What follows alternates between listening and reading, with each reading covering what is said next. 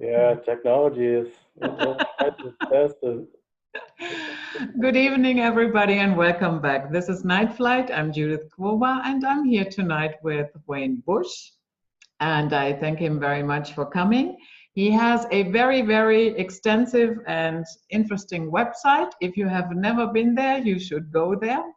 It's trickedbythelight.com. And without further ado, Waynejbush, welcome to Night Flight. Well, thank you, Judith. I'm glad to be here. I appreciate you having me on your show, and so I can share some of my latest research and just my overall work with everyone. I've been working on. I think I first put up the website in maybe 2004, something like that. And then after like 5-6 years, I just took it down because I think I got one email and I wasn't really getting much interest with it all. And then right before 2012, when everybody was concerned about the Mayan calendar ending and all that kind of stuff, I was like, well, I got to get the message back out there. So I worked really hard that spring and summer, and put up a bunch of articles and stuff. So that's the gist of what we have today. But that was like, 7 years ago. So I've added a lot to it and been on some interviews since then. So. Okay. So tell us a little bit about yourself and what sparked your interest in this specific field. Well, like anything, it's like, I guess, a slow process. First of all, I grew up in Ohio, in the Midwest, and I became a computer programmer. Did that for 27 years, the state of Texas, and I'm retired now. But going back to your question of what sparked my interest, I guess I've always wanted to know what the answers to the bigger questions in life, why we're here and where we came from and what happens when you die. So, I started out kind of getting into Christianity, I was a teenager, maybe in college, and but that didn't seem to satisfy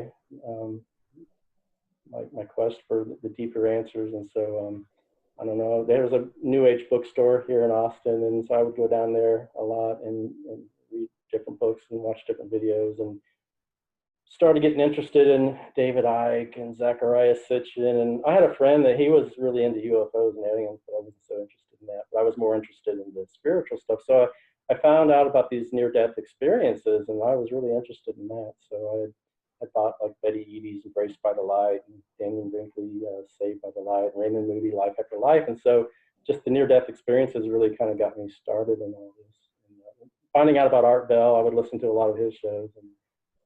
Yeah, but it was not that you yourself had a near-death experience. No, I've had some interesting experiences, but nothing, no near-death experiences that I'm aware of. But I think when John Lear came on the Art Bell show, and I remember he said that don't go to the light, it's a trick, and that really kind of sparked my interest in because I was already familiar with the near-death experience, and they were talking about going to the light and the love and everything, but hear that it's a trick, so I started looking at it from that angle. And this was like back around the turn of the millennium, like 2000 or so, because John Lear was on. He said that like in the 1990s. So I've been just compiling data ever since, from like all these different walks of life, movies and music, and near-death experiences, out-of-body experiences, DMT experiences, aliens, and then just ancient mythology, ancient texts. So it's just kind of a composite of all these different areas. I do not hear you very well. Oh no. Can you go a little bit closer to the microphone, or maybe it's just me, but I don't know if it's affecting the video. There's a good reason for that. I forgot to put the clip on. We had so many technical difficulties, so I had to go out and buy a webcam, and I'm sure that's a lot better there, huh? Does that sound better? Yeah. Okay. So we're good now? Is that too loud? No, it's not too loud. I just wanted to make sure that everybody can hear you. Yeah. I just had so many things I was trying to put over here. So there's a lot that is going on in the field of the Archons, the false light matrix, and the near-death experiences. But sometimes you do not have to wait until you die. Sometimes they even try to attack you during during your dream time. Have you had experiences like that? I have. I've had experiences where I woke up and the last thing I remember was a voice saying, "Go to the light, go to the light." I've woken up and seen like these little astral spiders that are kind of like crawling around. So yeah, I've had some experience with that. I think there's later I'm going to be like presenting this section on the trickster god, and one of the things, an article I wrote recently was on Peter Pan and how he relates to Pan, you know, the god of chaos, the devil. And one of the movies, the character Pan, he basically says, I use dreams to speak to you, you know. So I think it's true. I think they can attack you in your dreams. Okay, so why don't you try to walk us a little bit through your website? Yeah, I need to bring up an article, not an article, but a little cheat sheet that I made for which sections I was going to go with, and I should have had it up before we began. Now your sound is much better, and Yeah. I'm wondering if you are really using the phone, the phone and the microphone that is clipped to your shirt. Because when you came nearer, it got better. Huh. Let me check out the audio settings real quickly. And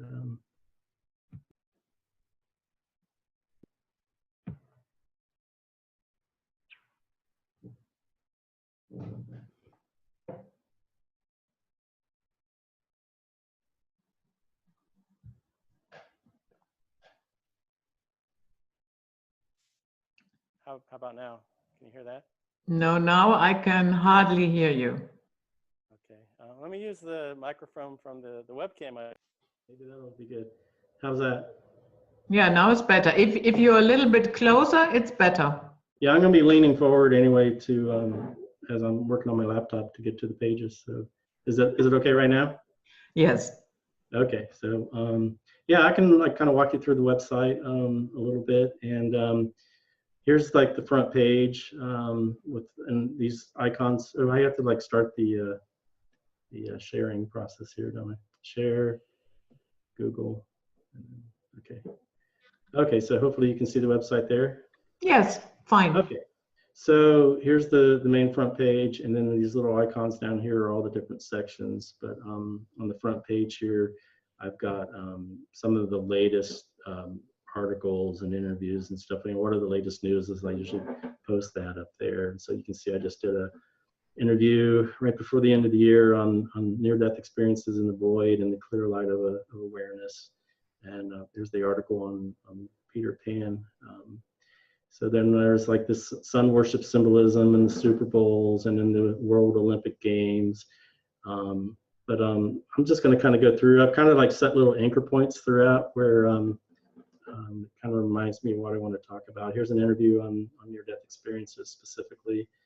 And so on the front page, I kind of added a lot of images because I thought the gravity of the stuff I was talking about was just too deep and too maybe depressing for people to handle. So I wanted to add some levity to it. And so I thought, you know, it would keep your interest if there's a lot of images and, you know, as above, so below, and life imitates, or art imitates life and stuff. So I thought I would just share a bunch of images. So here's like images on like the game of life, and you know, like we're basically Sims characters. And so then there's like these other, you know, trickstar games. You know, it's a trickster or a trickstar. EA Sports. EA is an ancient Sumerian deity, also known as Enki. It says it's in the game.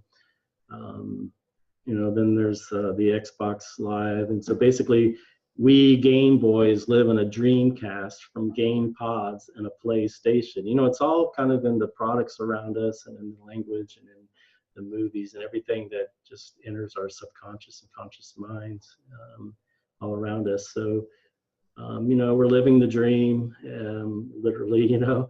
You know, there's DreamWorks with the boy sitting on the moon. He's got a fishing lure, you know, presumably the earth below, you know, he's fishing souls or whatever.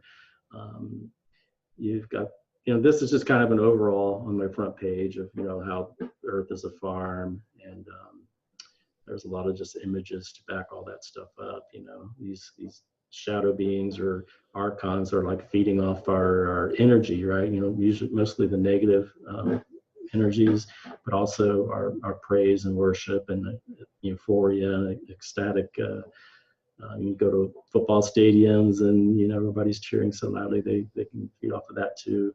So there's a little bit on the archons, and I talk about Robert Monroe, who was one of the earlier people that talked a lot about out-of-body experiences, and he had a trilogy of books, and you know, he had so many experiences, and he set up the Monroe Institute and stuff. But he talked about this loosh, which was an energy that, you know, somebody somewhere was harvesting. And then William Gilman's another one. He conducted a survey of like over 15,000 out-of-body experiencers, and you know, he's basically saying that, you know, you unconsciously lock yourself in a structured consensus thought matrix created by a group of like-minded souls, and all of these things are your projections. And it's easy for untrained souls to become completely trapped within their own thought forms. He says many people are relieved and overjoyed to discover that they really do continue to exist after death, and as a result, gladly accept the first non-physical reality they experience as their new spiritual home. Then I talk a little bit about the light. Excuse me, could you quickly explain to people who have never heard it what loosh is? Loosh, well, it's just a term that Robert Monroe coined, and it's just energy or sustenance, a form. You know, he didn't really specify exactly what it was. You know, he said it could be oil, electricity. It's just something that it's a source of nourishment or energy. I'm not sure if you see that thing that's popping up. That's annoying. It keeps doing that. But he said that the purest form of loosh, and they had tried different experiments to try to find out what the best form of loosh was, and he came to the conclusion that love was the best form of loosh for them to extract from us. And he basically said that Earth was like an experiment for them, a lab, you know. So I don't know if that answers your question. Mm-hmm. But I always thought that they thrive on, yeah, emotions like fear, terror. Right. Yeah, well, I mean, I'm just saying that's what Robert Monroe said. That, I mean, I agree with you. I think that there are these shadow entities, and I'm going to talk about them later, but they do seem to get off on the lower frequencies, the lower vibrations of fear and depression and anxiety, all that kind of stuff. But yeah, like I said earlier, they do also, they feed off of I think, love and euphoria and worship and praise also. Mm-hmm. So, that's just the front page there. And so, like, I think I wanted to start out with politics, just kind of because that's the way, like, the term, it's all about government and ruling over the people. So, like, you have the word government, and to govern is to rule or control, and ment is of the mind or mental. So that's the word government literally means mind control. And I have like a few quotes on like the shadow government. This US senator said there exists a shadowy government with its own air force, its own navy, its own fundraising mechanism, and the ability to pursue its own ideas of national interest. It's free from the law itself. And then there's Justice Felix Frankfurter said the real rulers in Washington are invisible and exercise their power from behind the scenes. Here's a quote from the Sumerian tablets, Enki and the World Order. It says, like heaven itself, your just matrix in which gods too can be born is beyond reach, giving birth to kings who put on the good diadem, giving birth to lords who wear the crown on their heads, your Lord, the honored Lord. then you have from the Bible, the King James Version says, "For we wrestle not against flesh and blood, but against principalities, against powers, against the rulers of the darkness of this world, against spiritual wickedness in high places." And then the hypostasis of the archons, which means the reality of the rulers. Archons means rulers or authorities. And that this was a Gnostic text from the Nag Hammadi library. It says, "The rulers laid plans and said, 'Come, let us create a man that will be soil from the earth.'" So I set up this recent thing just yesterday on how the games, they like to use diversion, the bread and circus to distract us from the real truth. And so you can see the symbolism in our games. So you have like the game of chess, it's like probably one of the biggest games for strategy. And so the board it's a two-colored grid or matrix, and it's usually black and white, which represents duality in the grid or matrix that we play within. And the players are the king, queen, bishop, knight, rook, and pawn. The king and queen are the most important pieces and represent the power the royal family has over earth.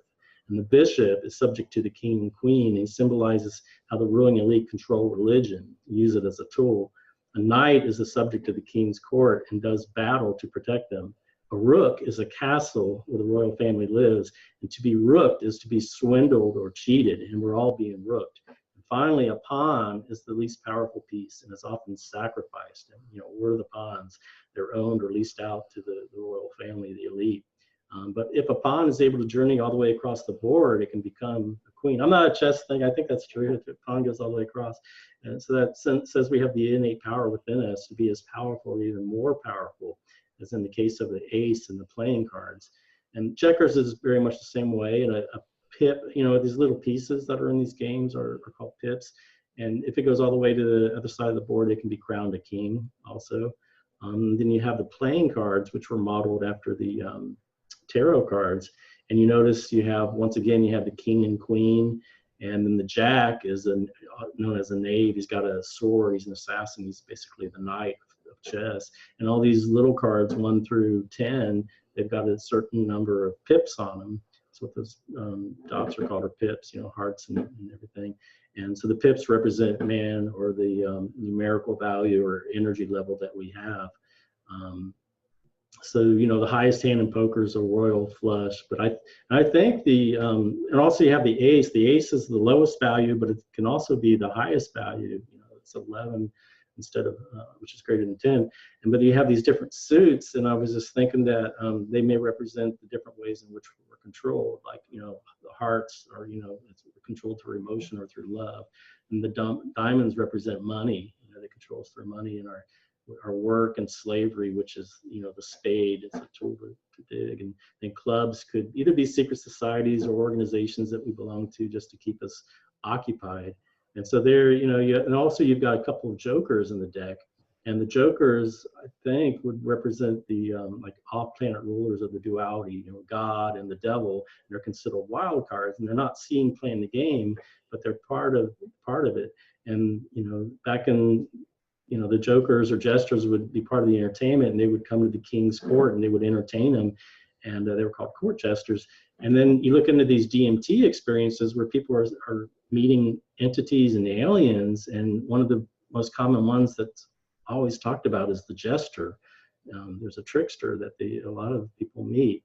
So I just thought all that stuff was interesting, and I was wondering if like the tarot cards, the major arcana, aren't just symbolize a man's journey through life, the journey of the hero, because the first card's the fool, and we're born ignorant and foolish, and we're ruled by magicians and high priestesses and emperors, which are kings and presidents, and empresses, which are queens. And I'm just going right down the line with all the different cards here. And the Hierophant's a priest, or pope or spiritual guru. And then along our journey, we acquire lovers and a chariot to get us to work, and strength.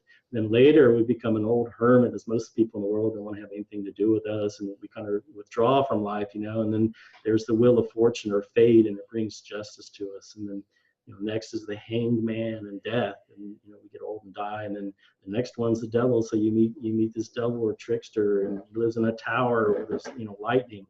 And at death is the next card. You know, we're attracted to the white light of a star. A star is the next card. And so our soul is caught by this soul catcher that's on the moon. The moon's the next card. And then we go through the tunnel of the white light of the astral sun, next card, where judgment awaits, which is the next one.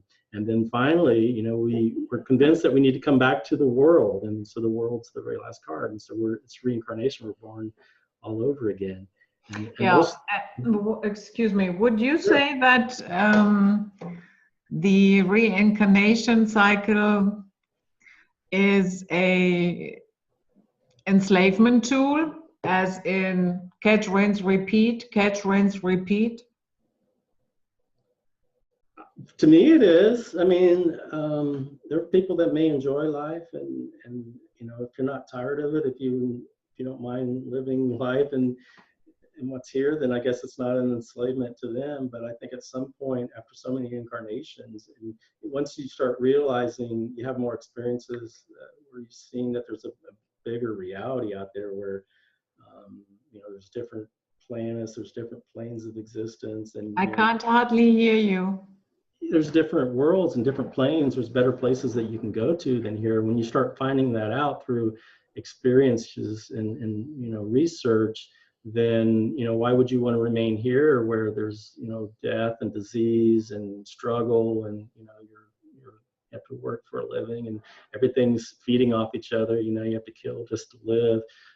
But you find out that you can create your own reality and manifest anything you want. So I think at some point you grow tired of the game, and that's what this is. It's just a game that we're all in. It's a dream, an illusion.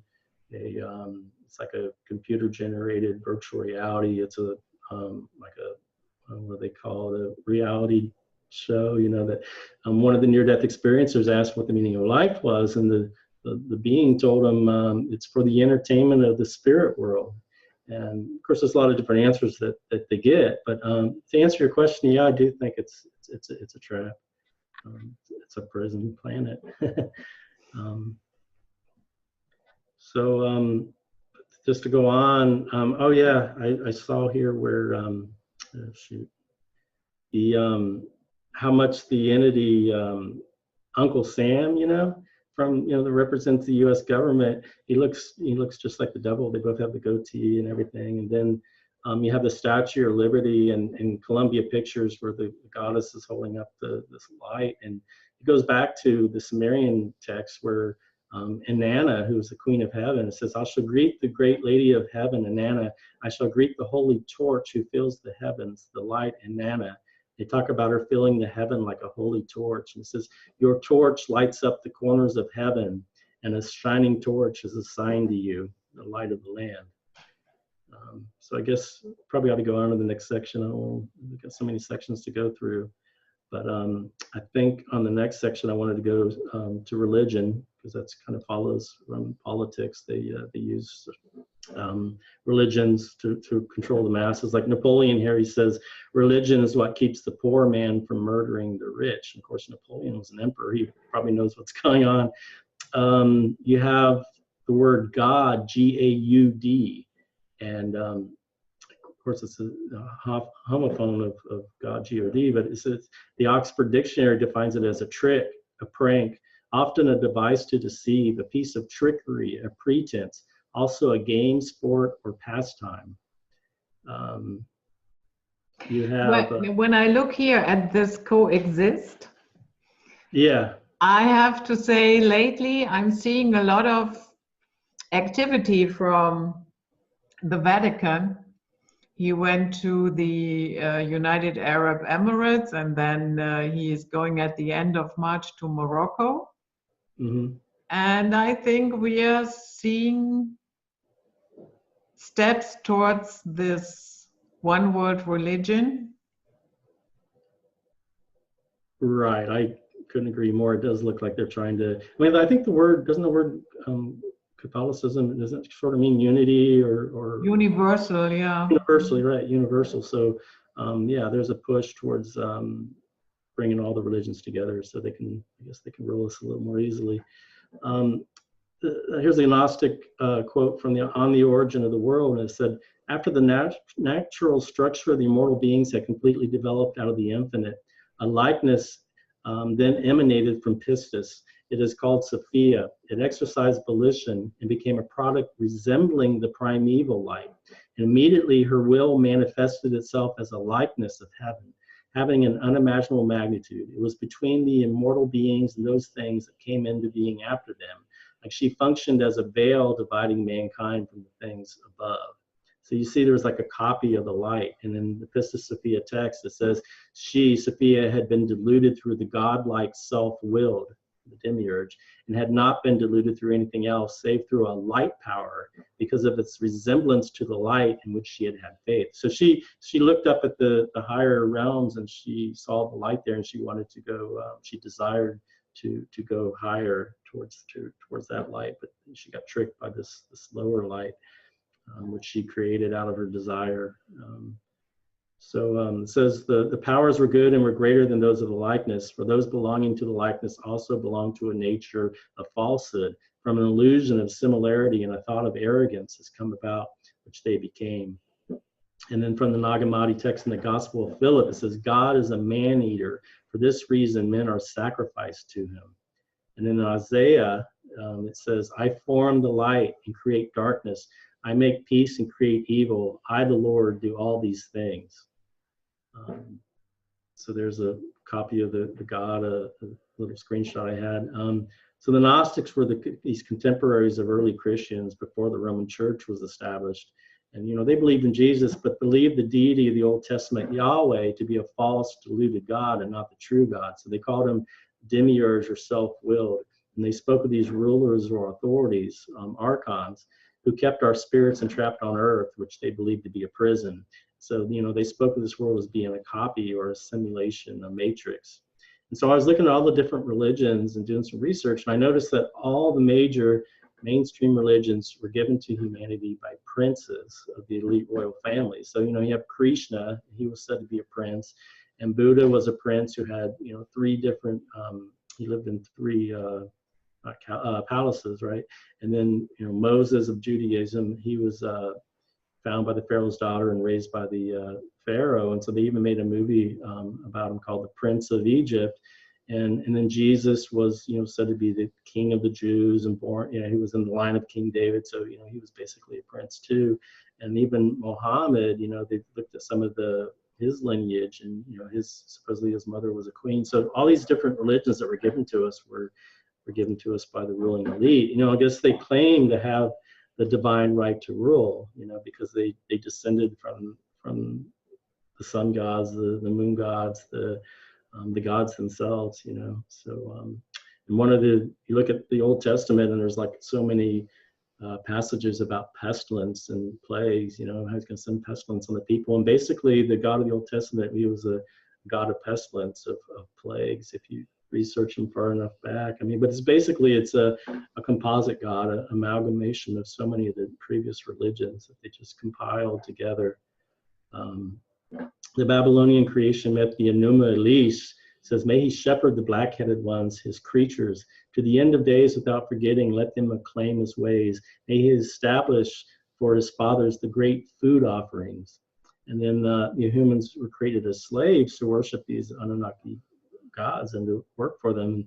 You know, Enlil wanted to destroy them, and here's a passage where, you know, like Inky's trying to tell them, it's like, you know, no, if we do that, we'll no longer worship the gods. No one will offer bread or libations to you anymore, or the plow, you know, they won't work for us anymore. Although I have to say, I don't think there is a good guy in this scenario. You know, many people are tripping on, oh, Enlil was so evil and Enki he was the one who tried to help us, or the other way around. Yeah, it goes back to that duality and the two jokers that are in the deck. I mean, you know, it's the good cop and the bad cop routine. Yeah. And yeah, you're right. I don't think there is any good guy or bad guy, but, you know, they masquerade as angels of light. And, but it's all a game, you know. It's like you have to, you know, if you want to sell a script to Hollywood, you know, you have to have drama and conflict and you know, a good guy and a bad guy, you know, the hero and the villain and all that. And so it's all, it seems like we're just bored and we come down here for adventure and stories and entertainment, you know. So yeah, I agree that this, and you know, Inky, you know, he may have saved mankind from the flood, but you know, he had self-motivated interest because he was a genetic engineer that helped create us, and so he wanted to, you know, if they're creating us as slaves, you know, that just save us, you know, all they're doing is keeping us here as slaves. It's not like he's a savior necessarily, you know. No. And another thing that usually is attached to these, I like to call them self-proclaimed gods, is blood offering. You know what I mean? Like animal sacrifice or human sacrifice. Yeah, I think I touched on that a little bit where they were talking about their food offerings, and there are some passages that kind of basically imply that, you know, there's sacrifices and these shades, or they call them Galu, the Sumerian text. They're like these demons. They come and they feed off that blood. And when you look at you start looking into the DMT reports where people are connecting to these alien, these entities, and they're the same.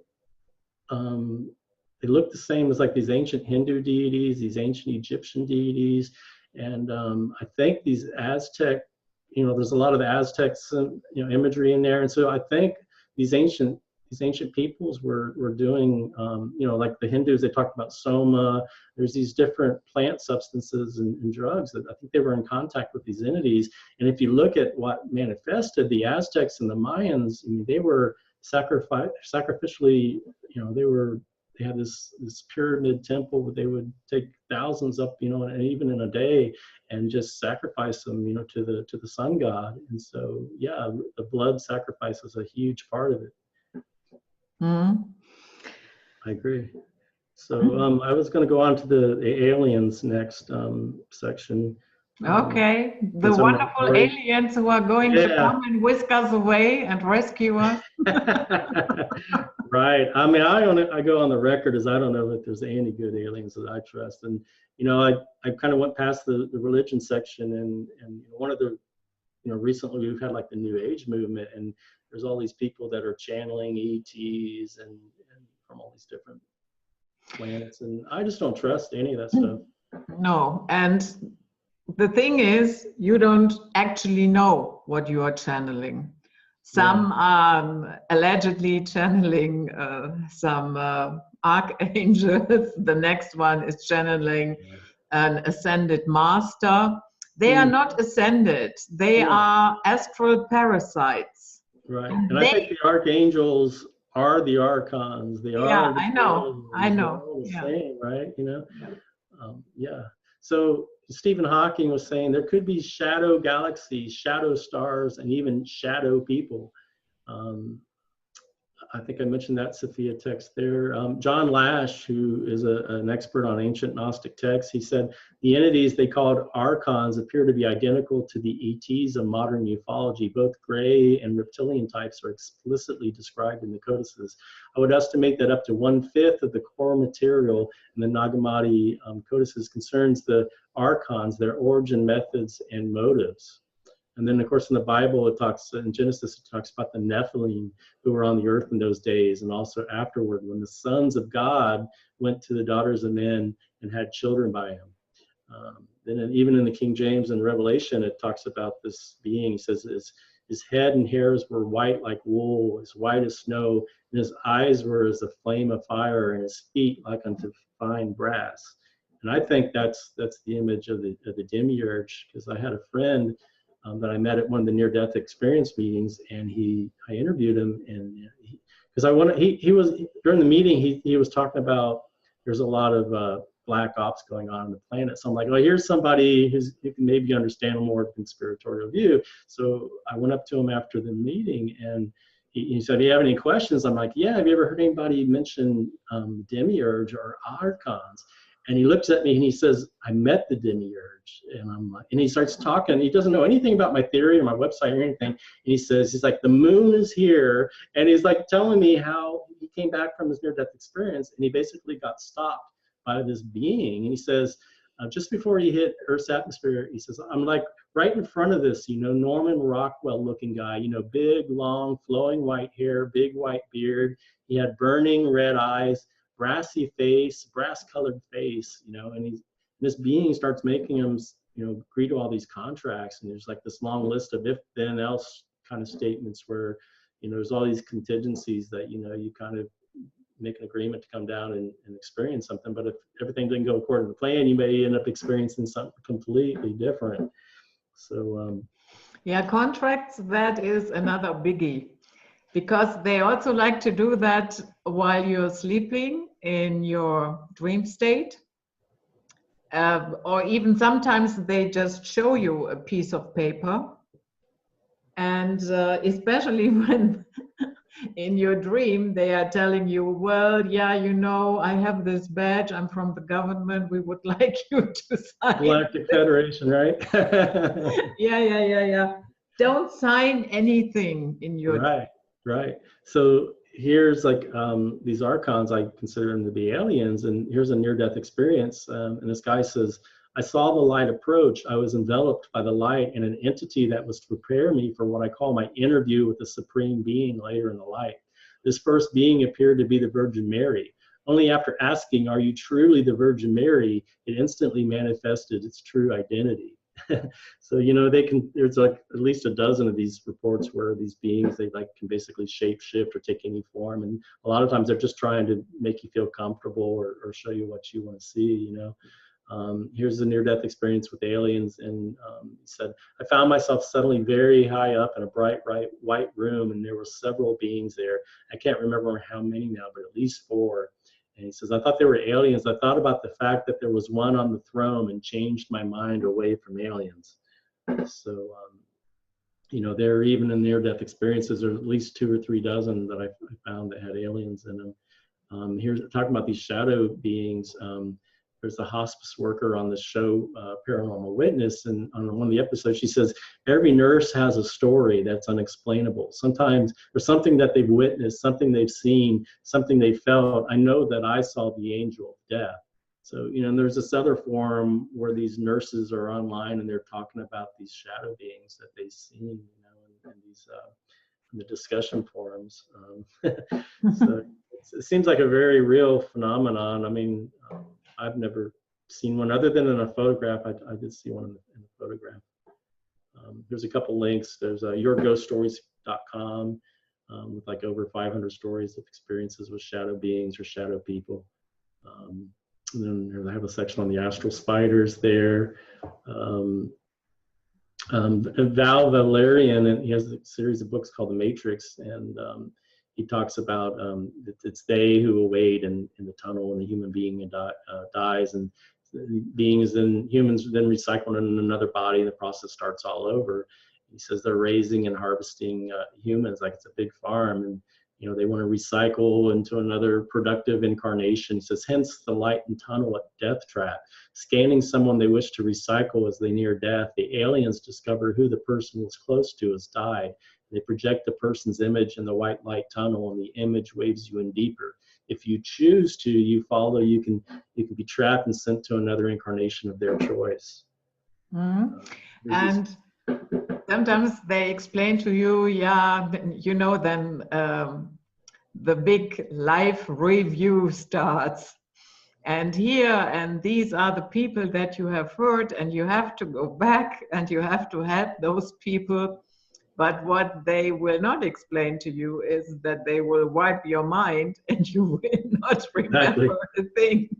Yeah. We'll get to the section on the light and near-death experiences and all the different categories. And you're exactly right. With the life review and everything. I mean, the near-death experiences will say, near-death experiencers will say that they judge themselves, that you're not judged. But yet, at the same time, a lot of times they're forced they come back against their will, and they're told that you have a mission you haven't completed, or it's not your time yet. So, and some of them actually were judged by a judge or a council being. So there's a little bit of discrepancies involved with that.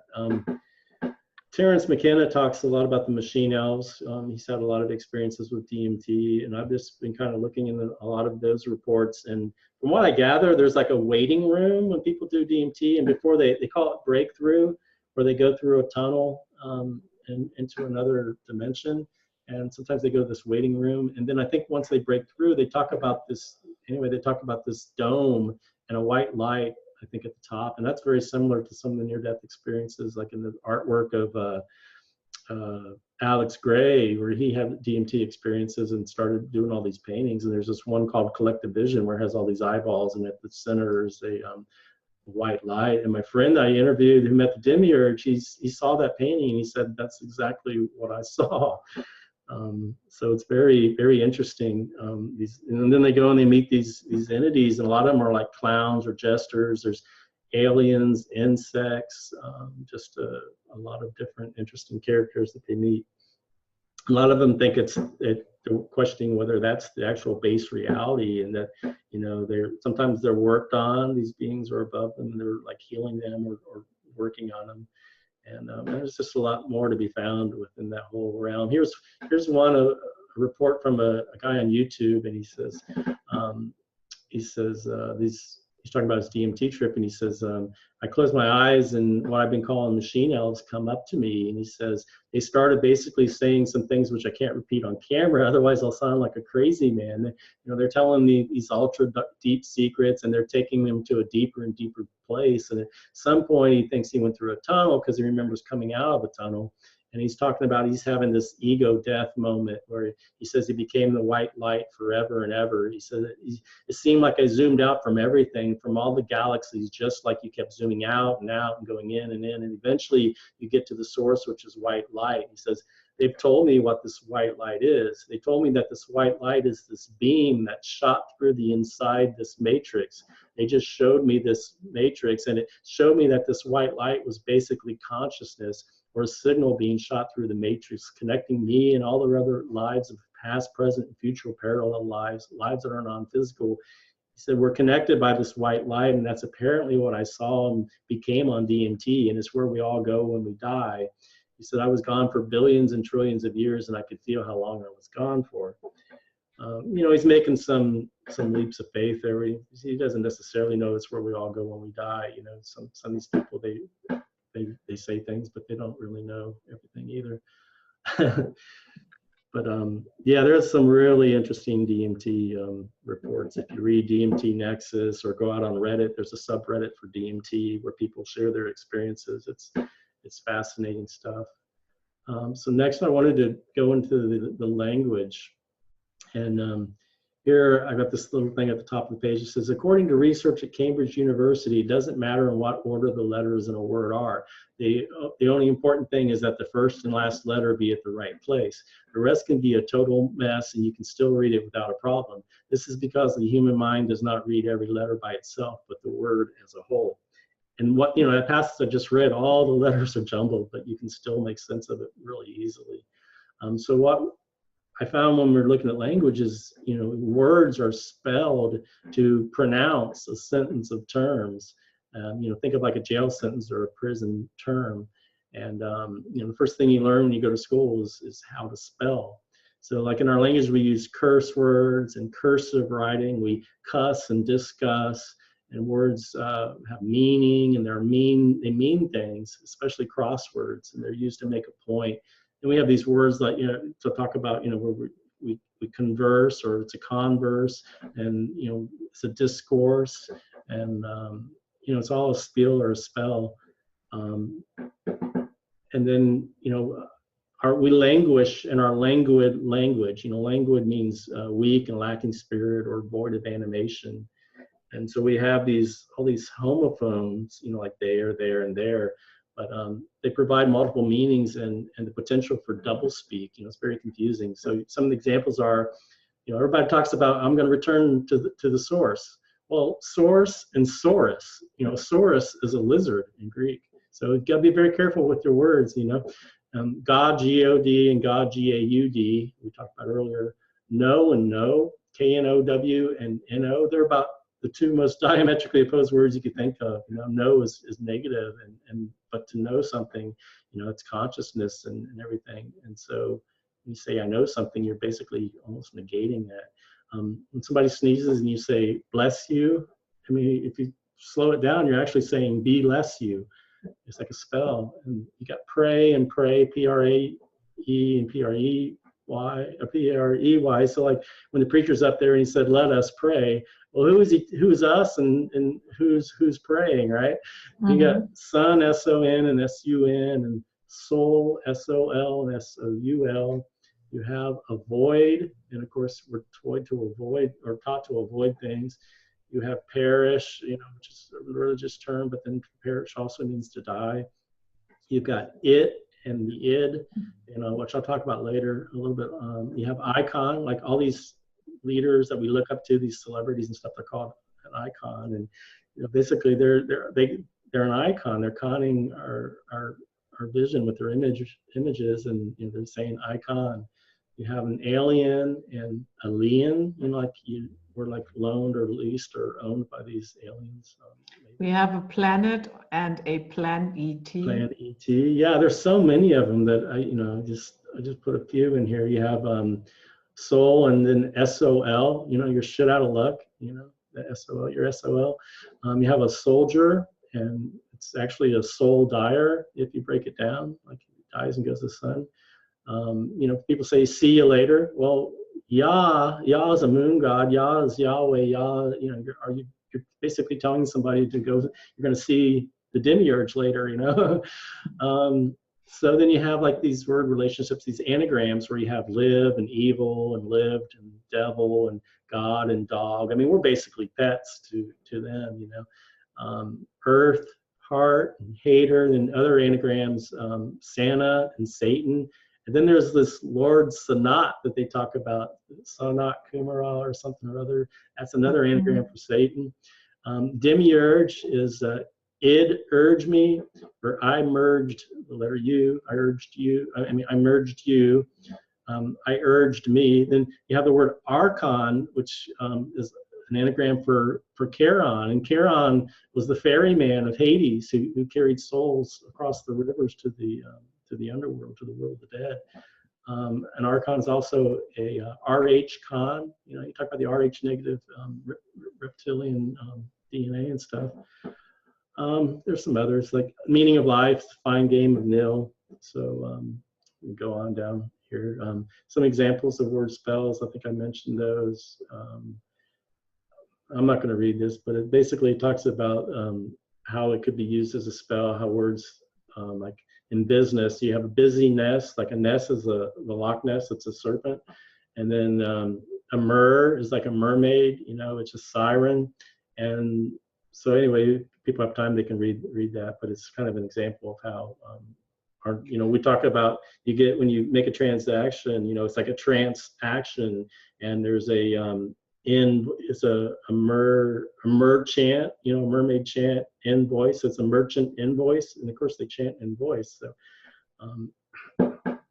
So here you talk about how languages partly came from the Germanic runes, and our alphabet kind of evolved from that. And I guess I don't know much about runes, but they're these stones that people would cast and make predictions, but supposedly they can be used to cast magic also. And then grammar comes from the French grimoire, and they were these ancient magic books of Europe, which contain instructions to summon demons. And then here's. Do you think that the English language was structured like that by design? Oh yeah, absolutely. I guess something I probably should have mentioned is, like, I think if we could communicate with pure telepathy, then you wouldn't be able to have any lies or secrecy. You know, I mean, we hide behind the language. You know, you can't read each other's minds, so people can cheat and steal and do all kinds of stuff and get away with it. And so the language is, yeah, it's absolutely by design, in my opinion. So you have the science of somatics, which studies the sound vibration on matter, and you know, they demonstrate it with stand on plates, and it creates geometric patterns. And so, you know, you can actually see that the the vibration of our words and syllables and stuff have an effect on matter around us.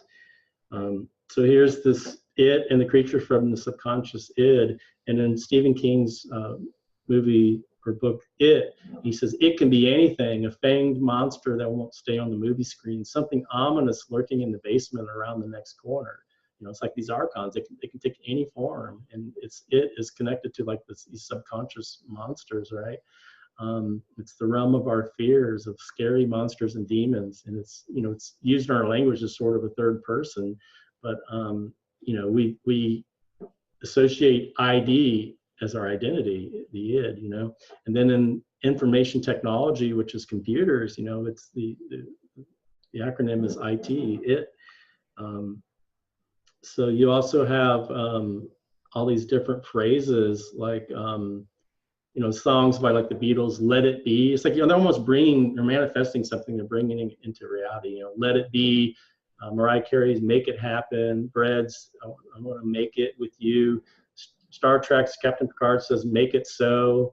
You know, you have the Nike, Just Do It. And, you know, Coca-Cola says, It's the real thing. McDonald's, I'm loving it. Gatorade asks, is it in you? So I don't know, I just think there's a lot of double meanings going on. And here in reverse speech, I don't know if you've ever heard of reverse speech, but David John Oates discovered it. And I went and bought, this was like 20 years ago or something, I went and bought one of his reverse speech cassettes. I mean, now you can just reverse audio on your computer, but he had a cassette he made, cassette player. And I sat down with my mom for like 3, 4, 5 minutes, and I was talking to her, and I was planning to play it back to see if we got any messages. And so I was looking outside, and I saw the dog was at the base of the tree, and there was a squirrel that was like halfway up the tree, and it was looking down at the dog and just kind of like taunting it. The dog's at the bottom barking. And so I'm talking about that with my mom, and then when I play it back, I heard the message right when I was talking about that. The message was very clear and said, the squirrel will be facing the ground with knowledge, with wisdom. So it's like it's looking down at the ground with the knowledge and wisdom that the dog can't get to it, right? So I was so, after I heard that reversal, it's like, man, there's really something to this stuff. And I don't know if we want to take a little bit of time, but we could go off to the reverse speech page and look at a few. I don't think I can play them because of the way my system is set up. But there's some really, have you listened to any of this reverse speech stuff at all? Yes, you did with Mark Ray. You did an interview. Yeah, but what's your take on it? I mean, do you hear a lot of the reversals, or do you think it's just stuff that I'm hearing or reading into it myself, or do you think it's a real phenomenon? First of all, I think it is a real phenomenon. I do not hear all of them, but I definitely hear many of them. Right. And others, they are just too, how shall I put it, scrambled. Right.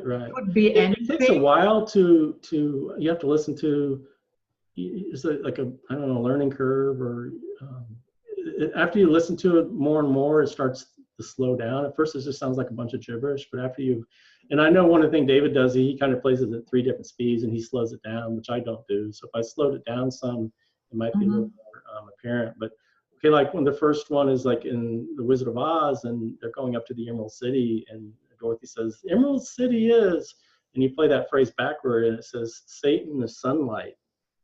And then the Eagles song, Hotel California, you know, they were talking about such a lovely place, and you play that song in itself, even if you don't play it backwards. Oh, I know. Yeah, I'm going to get into that in the music section about it. But he says, it says reverse. It says play the mask in it, play it all backwards, see it reverses. You know. So we go to the next one. In all the same songs, it talks about the moon magnet, and he sends mankind to the sun. And in Pink Floyd's Dark Side of the Moon, there's a section in The Great Gig in the Sky, and he says, I'm not frightened of dying. You play that back, and he says, yeah, the Sun Man. Here's the moon landings. Oh, actually, here's one by Tool, this band Tool, that Alex Gray, he did the DMT artwork on the light and everything, and he worked with the band Tool, and he did a video for their video called Vicarious. And in the song, in the video, there's all these ticks and leeches and stuff that are coming in and out of the being. And and basically the song, they're saying that we vicariously live through you, all these murders and stuff like that. And so in the song, he says, vicariously I live, and backwards it says, we're living inside your scam. And then the other one, it says vicariously I, and backwards it says, they hide inside areas beyond. And then Edgar Mitchell, the astronaut, he's talking, he says, I fully believe we're not alone and have for many, many years, even though, and then backwards he says, oh, I know it's your alien, me and them were fighting it. And Neil Armstrong, he's talking, and he says, but as you move further, such as the sun was. And backwards he says, so NASA, that's their Earth movie setup. Everybody thinks that they filmed it in Arizona or Nevada or somewhere in reverse. He's kind of, here's one, they're talking about their root code, their digital DNA, and backwards it says, Pan made rule the sacred black goo. So the black goo is like this programmable matter, and you see it in a lot of movies. And of course, Pan, I'm going to talk about him later in the trickster section in movies. Katy Perry, man, she's always talking about the light when you look in the reverse. Well, even forward, she's got this one called E.T., and she's singing "Lead Me Into the Light." And in the video, when she says "Lead Me into the light," like a lion or tiger or something just takes down this gazelle. And anyway, backwards, when she sings that section, it says, I, helpless, maim me. And then this other one, she's saying, why God in my hell hurt them with white light. And then another one, she says, white light, oh light. Bob Dylan, when he's on 60 Minutes, and he's talking about how he made a deal with it. Or he made a bargain with it, and they ask him, well, who do you mean by it? And he says, well, the supreme commander of this world. And he goes, and in another realm, which we can't see. I'm paraphrasing. But when he's talking about that, he says, in reverse, he says something like, they soon begat the demon, or with only God, the demon. It's a little hard to tell.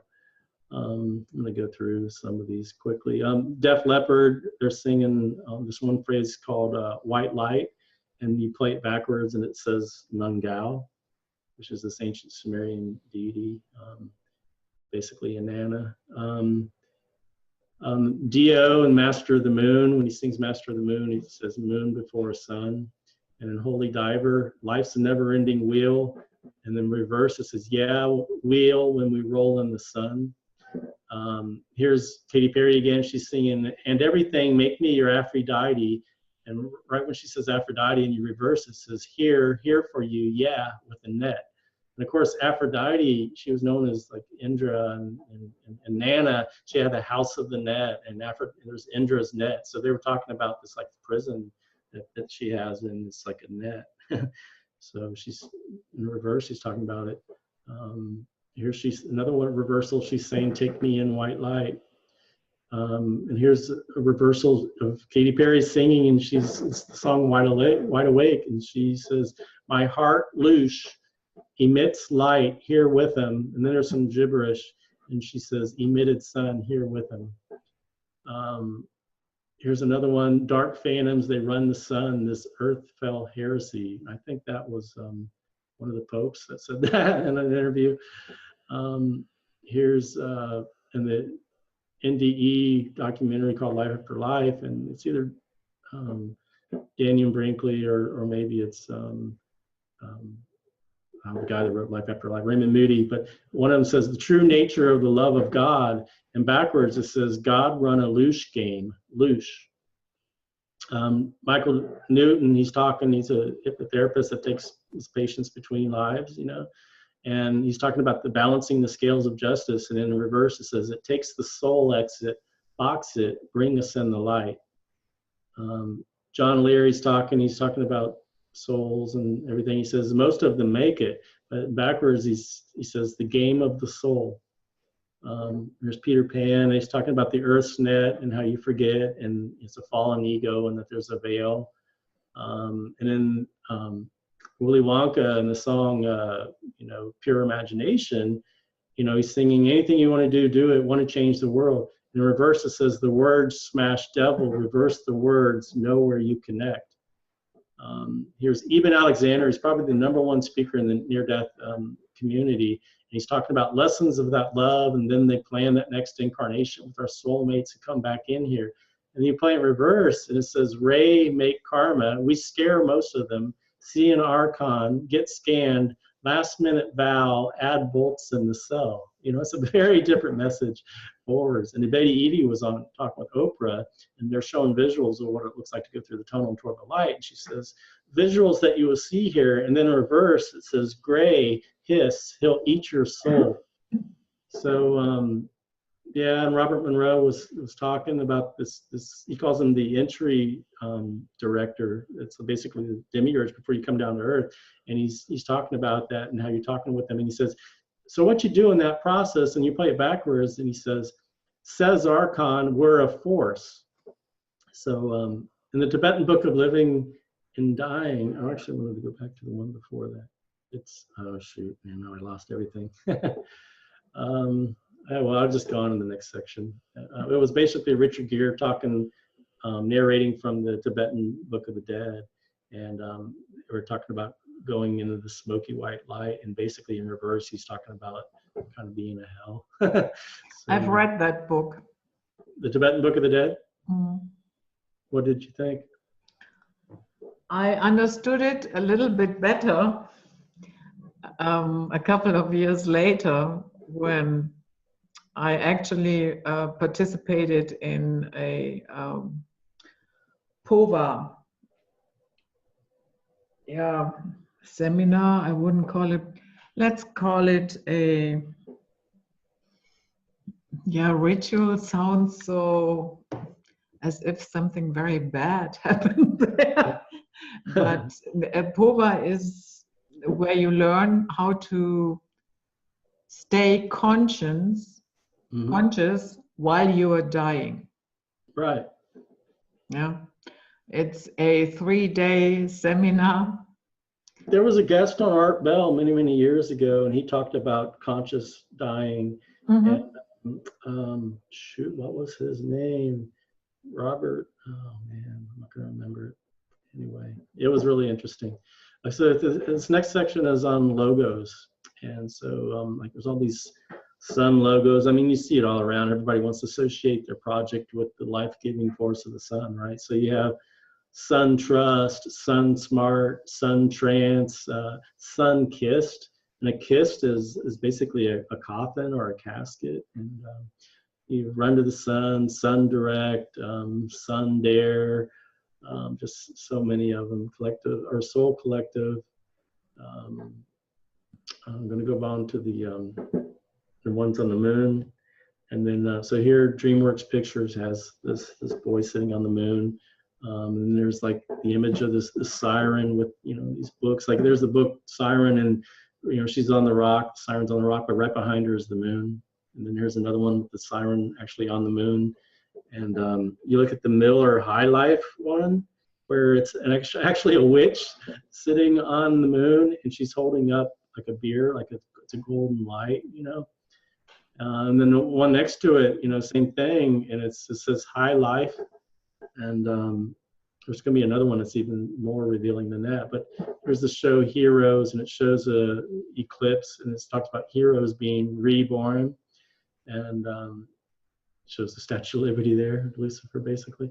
The show Transformers, Dark of the Moon, Moon Tower. So I don't know, there's just so many of them. It'd take too much time to go through them all. But one's on the eclipse. There's like the movie The Ring, and the poster for The Ring, it says, before you die, you see the ring. And the image of the ring is basically the moon and the sun, the eclipse. Although it's in the movie, it's like looking up from a well. But, and then you have the Twilight movies, and they're showing the eclipse. And of course, it's a series on vampires, right? And you get, looks like knives are in the letters there. You have Harvest Moon, the TNT logo. There's lots of logos with eclipses. Saturn logos. You have Saturn right there. You see the the swoosh right there, which is also the Nike swoosh. It's basically the ring of Saturn. And Internet Explorer, same thing. Saturn cars showing planet Saturn in the ring. DirecTV. There's quite a few of them, obviously, that have Saturn in it too. There's an image of like I think it's the North Pole of Saturn, where there's actually a vortex. And then the cube is also a huge part of the symbolism of Saturn. So you have like this Nintendo game cube, and there's the what is it, the Jewish hexagram, I think they call it. And it's Saturn symbolism also. There's the Pope on his mitre. He has the logo. Some pyramids and the Illuminati, all-seeing eye ones. AOL, Paramount Pictures. On the back of the dollar bill, you've got the pyramid with the all-seeing eye. And the all-seeing eye, I think it's like the eye of providence, or the eye of God. It's the watcher. It's basically Lucifer. Pink Floyd's Dark Side of the Moon. Yeah, I think it's a good idea. We always should ask which God. Right. There's Aleister Crowley with with it. They've got these G logos. When you look in the dictionary, and it talks about G it's Sol, S-O-L, the fifth tone of the musical scale, do, re, mi, fa, sol, la, ti. And then G is, our sun is a G-class star. And then, the Mayan sun god was named G. And then, so you look at the Freemasonry logos, and some of them actually have the G inside the compass and square. And like this book right here by Robert Lomas, it's got the star, the pinnacle, right inside of it. So I think G could be the sun that they're worshiping. You got these other ones like G-Shock and G-Star Ra. It's kind of pretty obvious when you look at some of these logos. G-Power, G-Unit. But when they start talking about G-Ra, Ra was the sun god, right? Ra 1. You get the 666 stuff, which is Walt Disney's logo has like three sixes there in the cursive writing. If you look, you've got Lucius. The monster is like these 3 claw marks, and you look at the claw marks, and they're the 6th letter, I think, of the Hebrew alphabet. So it's 666. CERN has like a 666 logo. Just so many of them. Although the bar, what they call it, the Universal Product Code, that line, there's 2 lines right in the center, is like you see the very last digit, it's a 6. It's like those 2 lines. Well, it's the same line at the beginning and in the middle and at the very end. So the whole code is based on 666. And my friend I interviewed, he thinks the 666 is like when he saw coming back to Earth, he saw that this whole system is 2/3 light. So it's like 2/3, 666, it's 66.6%. But then also you look at the carbon atom, it's based on 666. I think there's 6 protons, 6 neutrons, 6 electrons. So it's like carbon 12. So it could be that. Then you have these star logos. The Dallas Cowboys, America's team, it's got the star, Magic of Macy's, the Dog Star Sirius, Walmart's got an asterisk, EA Sports, Texaco, even Rush's logo with the pentagram there. There's some serpent logos. That one there by EA Sports. I was telling you earlier how EA is inky, and the Sumerian texts describe him as the dragon supreme, And there you look at that image, man, I don't know about you, but I kind of see like some kind of serpent or some kind of reptile being there. And the Alfa Romeo's got this serpent that's eating the man. And the red cross of Azazel. Yeah. There's this many. Let me see if there's any different ones on it there. I've got, It Lives Again, It Lives, It Came from Outer Space. Adam's family has a cousin, It. There's Michael Jackson in his last tour. He says, "This is it." And he makes this pose, and it looks like he's got horns up in the air. Coca-Cola, It's the Real Thing. Coke, Make It Real. I'm Loving It by McDonald's. You have Discover Card, and its logo, the O is a orange orb. It's like disc over, like this disc that's over the top of us, it's the sun. And in the right-hand corner, it's got this orb, the orange orb, and it's got the word it in it, like discover it. Well, it's the devil, it's, you know, the sun. Visa, it's everywhere you want to be. There's IT, you know, the information technologies, basically. Make it so, let it be. It's just, they're just chanting those in the chorus. They chant those things over and over and over. Here's some miscellaneous ones, like Starbucks logo is the siren, you know, she's got her legs spread in that logo, tempting you to come in. And then you got the Rihanna's logo is back to these ancient Germanic ruins. That R is a rune. You got Polaris, the way out, and Gateway, a better way. So it's basically the logos. Is there anything that kind of stands out to you there? I'm going to see what the next section I need to cover here is. I'm going to go into the trickster section now. You know, Carl Jung, the Swiss psychologist, he talked about all these different archetypes, and, you know, he talked about the shadow archetype, which we need to integrate, but he also talked about the trickster archetype. And the trickster can come in many forms, you know, like the white rabbit, like in the movie The Matrix, where Neo follows the white rabbit, and then you got Bugs Bunny. He's like a, you know, he's like a trickster. So the rabbit is a trickster. So I wanted to go into like there's Alice in Wonderland. You know, she goes through the looking glass. And so it's her curiosity that leads her on this adventure through a tunnel. She's following the white rabbit, right? And she goes through this world, you know, Wonderland. So it's, you know, she's going in this world of wonder, and it's all about imagination. And when she gets there, there's like all these nonsensical stuff is happening to her. It's a bunch of chaos, and it doesn't make any sense. And eventually she just gets so tired of it that she's like, enough of this nonsense, you know, and she wants to like wake up from and return home. And so there's a lot of symbolism in Alice in Wonderland. Same thing with Willy Wonka and the Chocolate Factory, where Willy Wonka is basically a trickster figure. They even, you know, he carries this pipe or a flute, and he's running this food factory, right? It's a chocolate. He makes this chocolate, and the kids that go there, you know, the curiosity gets the best of them. They're tempted by all this sweet, delicious chocolate, and most of them, they end up falling into the chocolate, or, you know, they're like sent through all these pipes and tubes, and to the, you know, one of them's like, where's that pipe lead? And he's like, oh, to the furnace, or the you know. So, and then at the end they're talking, you know, Willie gets rewarded because he wasn't like all the other kids, he had a pure, innocent spirit, and so he gets, you know, he wins the prize, you know, at the end. And but in the song at the very end, they're talking about creating your own reality with pure imagination. And so back in the Wizard of Oz is a lot of the same thing, where Dorothy, you know, she grows up, she's in this farm, and she gets sent through this tornado or vortex, the tunnel, and into this world of light and wonder. And there's all these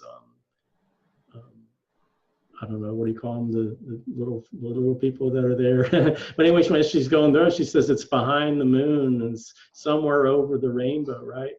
And so there's these poppies that like put them under a spell. And right before they're going up to the Crystal City, you know, you compare it to like the near-death experience, where people go through the tunnel and into the light, and a lot of the near-death experiencers, they see a crystal city, or you know, and so it's very much the same way. And there's this being, this demiurgic figure that's at the castle there at the Emerald City, and he's the Wizard of Oz, right? He's a wizard, and he's hiding behind a curtain. He's this frail little old man, and he's using projections and images to like trick and fool everybody, and that he's got all this power when he really doesn't.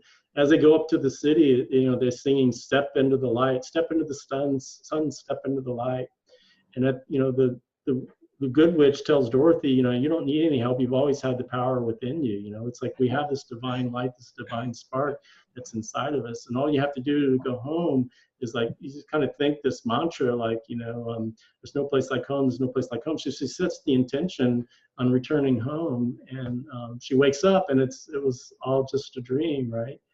And you see that a lot in a lot of where the person wakes up and they wonder whether it was a dream or whether, you know, it is a dream.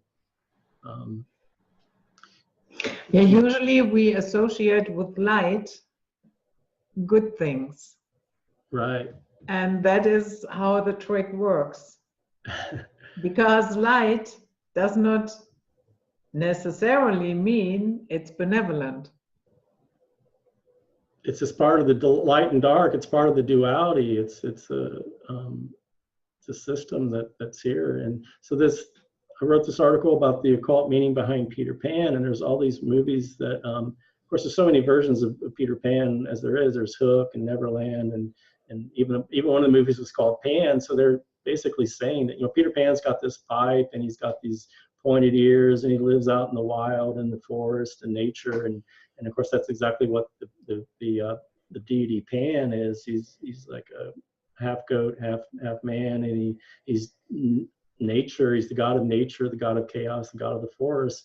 And so, you know, Peter, he's always saying, to die will be an awfully big adventure. And then, you know, he comes to their window, the children, you know, they're always telling, he's attracted because they're always telling stories. Most of the stories are about him, right? So he wants to take them on this adventure to a place where they never grow up, where, you know, he calls it Neverland.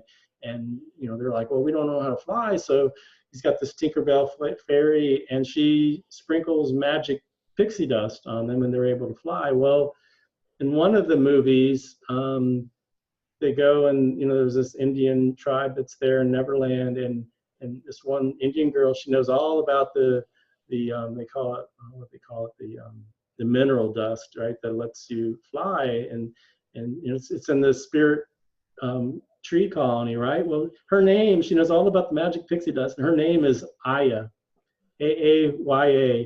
And if you look at the DMT reports and people that go off to like Peru and Costa Rica, and they're drinking this brew called ayahuasca, and it's from the vine. It's the vine, they call it the vine of the soul or something. But they call that spirit, they call her Aya. They talk to the spirit, and they call her Aya. And here's this, you know, so they're talking about this pixie dust, and they're talking about it basically being DMT, right? And so in Peter Pan, he's always carrying these pan pipes around, and that's what the Pan had too.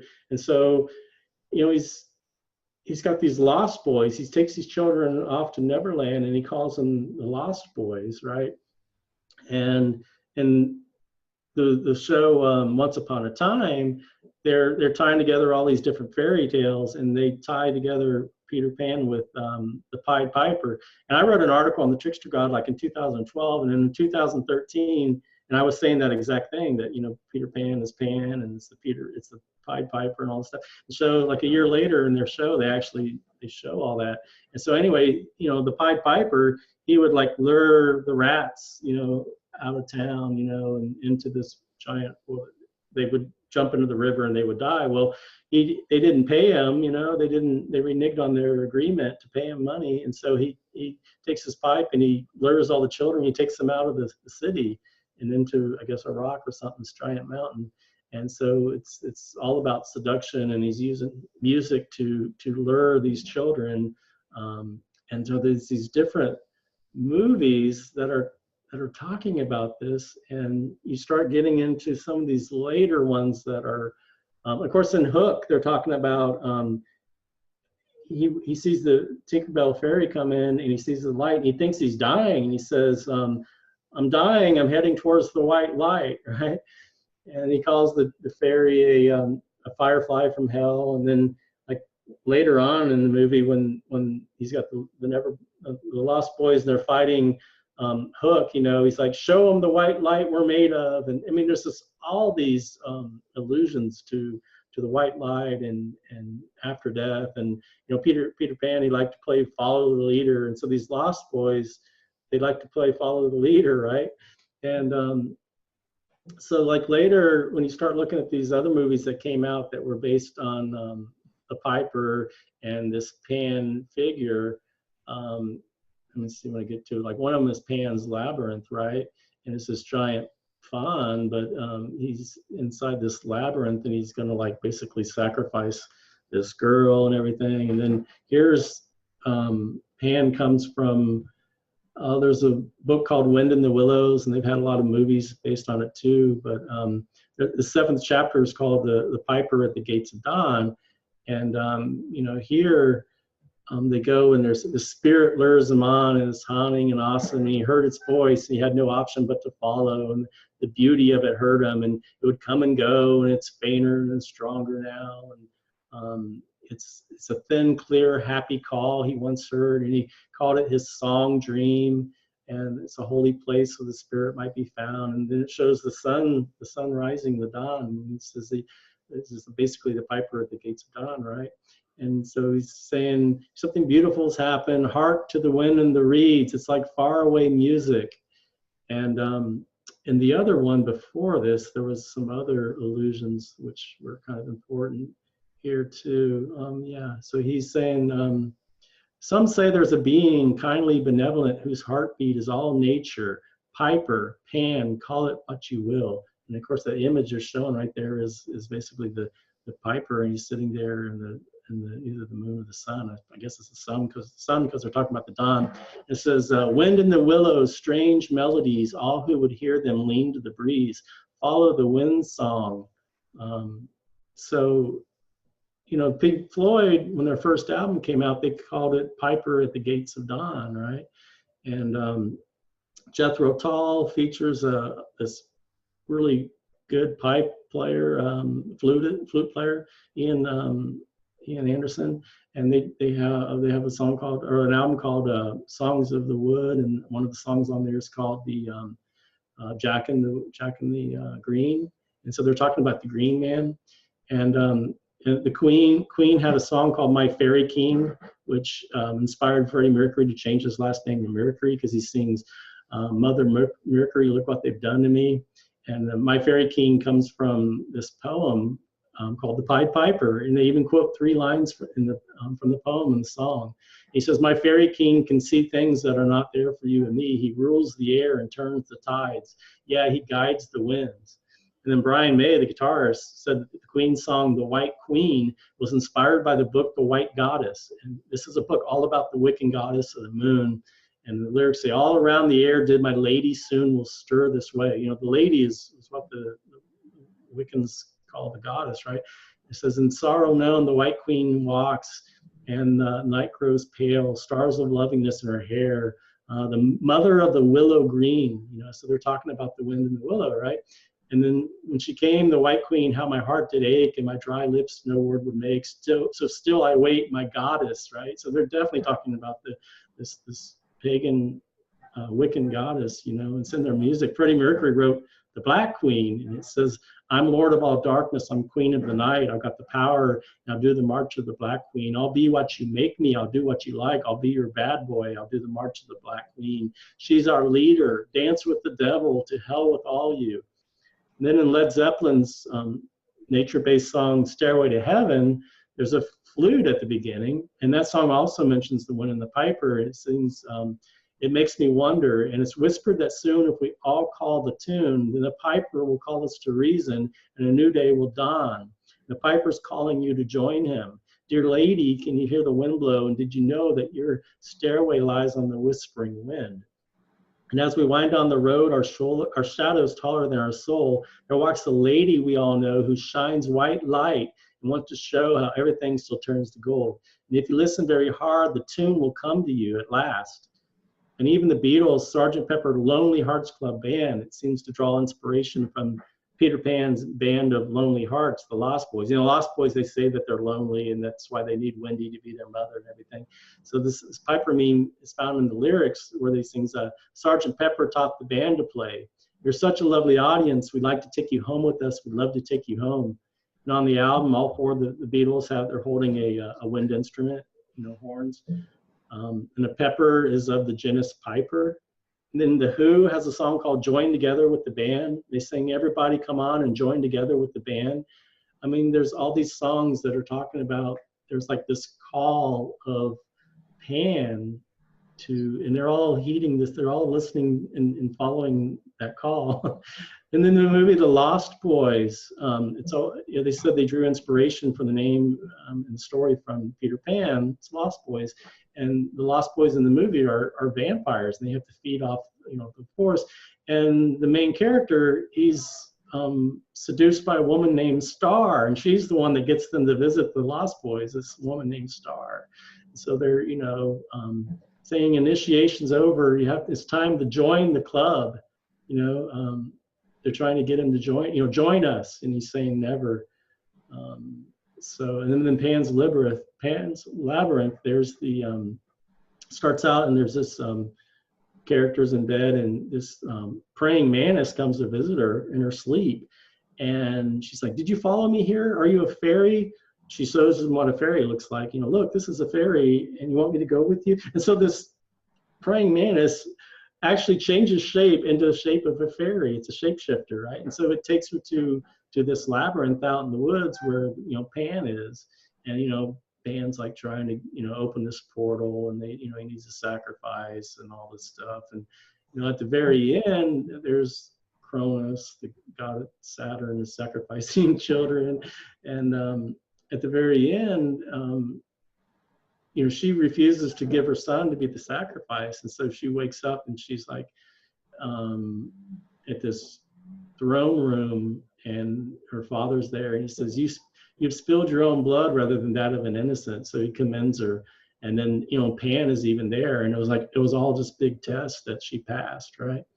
The movie Legend, which had Tom Cruise in it, the tagline for it was no good without evil, no love without hate, no innocence without lust. I am the darkness. But this Lord of Darkness resides in this giant tree, and it's this horned entity. And, you know, Pan is never directly mentioned, but when they go to this dungeon, right on the door of the dungeon is that image on the right. And on the image on the left, right next to it, is the image of Pan from Wikipedia. Now, to me, that really looks like Pan, you know. So I'm almost positive that, and in the movie, he's saying, I'm the Lord of Darkness. I require the solace of the shadows in the dark of the night. He's like trying to get them to come, and what else is there? They must gather every shiny object. They're going to destroy him. They're going to bring light to darkness. So they're going to like shine this light and destroy him. But, you know, he's getting ready for the sacrifice. And he says, in the beginning, there was nothing, a void of darkness, a cold eternity of silence. When the perfect void was corrupted by light, a wailing was heard. And then at the end, after they like kind of destroy him with this light, or they're shining this light, he says, you think you've won. What is light without dark? What are you without me? I am part of you all. And of course, she wakes up and she thinks it was just all a terrible nightmare. You know, she asks him, was it a dream? And then 1992, Lawnmower Man came out, and it was based on the screenplay called Cyber God, and the short story book Lawnmower Man by Stephen King. And in the short story by Stephen King, you know, the guy needs his lawn done, so he calls up this company. It's called Pastoral Greenery. And they send him this guy who shows up, and he's like takes his clothes off, and he's naked and grass stained, smelling of grass. And the lawnmower is just mowing the lawn all by itself. And he tells him, well, he runs over this mole, right? He kills this mole, the lawnmower. He's like, the boss is always agreeable to a sacrifice. And he looks down, he notices there's a split between the first and second toes, you know, because the feet are cloven. And the man reveals who his boss is. He says, Pan's the boss. And then in the movie, it's all about AI and virtual reality and going into this simulation. And there's this one reference where it says, if you boys listen real careful, you can hear the panpipes of the little people in the grass there. So it's very interesting that there's this god of cyberspace and artificial intelligence and simulation. If you look at this image there, I don't know if you can see it in the bottom left, it looks like an archon there with its mouth open. It looks like these like fish with sharp teeth. Anyway, I noticed that when I just randomly like freeze the picture, right? And then this Doctor Who had this series, a little 4-part episode called The Moon Base, where there's this race of Cybermen that were on the dark side of the moon, and one of them is called Piper, and he comes to take men when they're dying and can control their minds, and they're basically trying to control the minds of the humans so they can open up this vortex or a tunnel, and he's called the Phantom Piper, and he uses a pipe as a weapon. And on the moon, there's this dome on the dark side, and you know, they're basically saying, you know how Star Trek said, God, what is it? You will, they talk about simulating the people. Well, they say all resistance is futile. Well, in the Doctor Who, before that, they said all resistance is useless.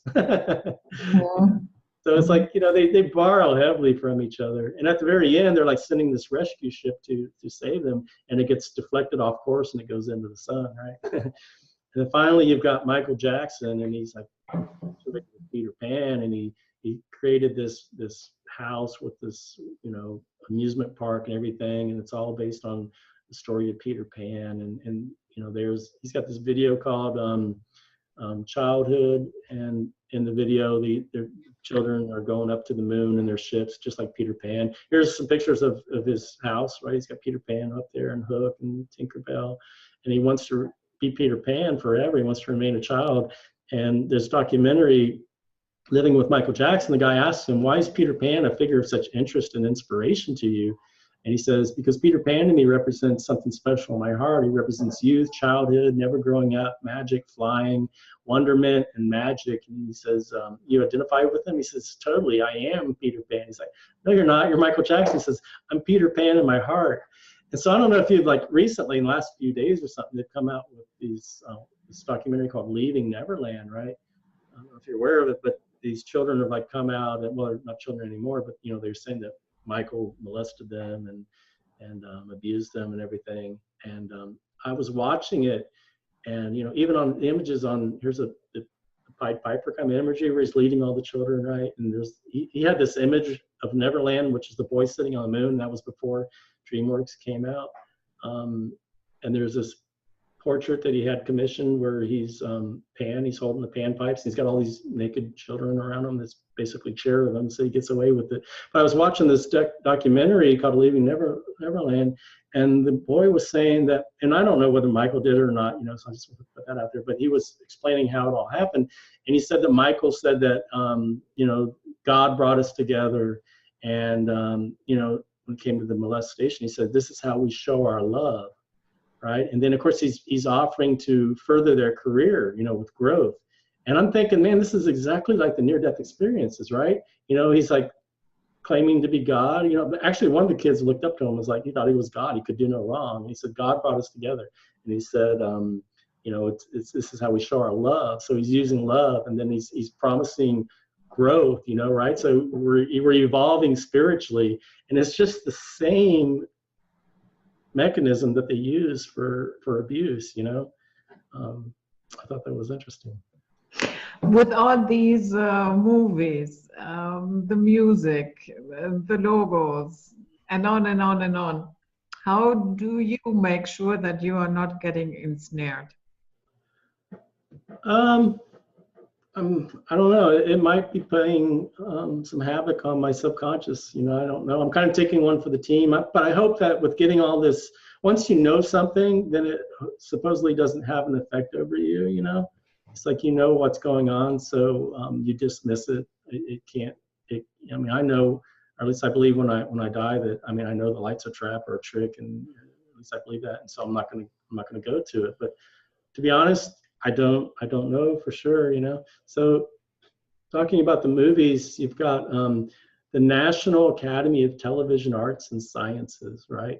And that's the word Satan backwards. It's NATAS, and they're the ones that give out the awards, right?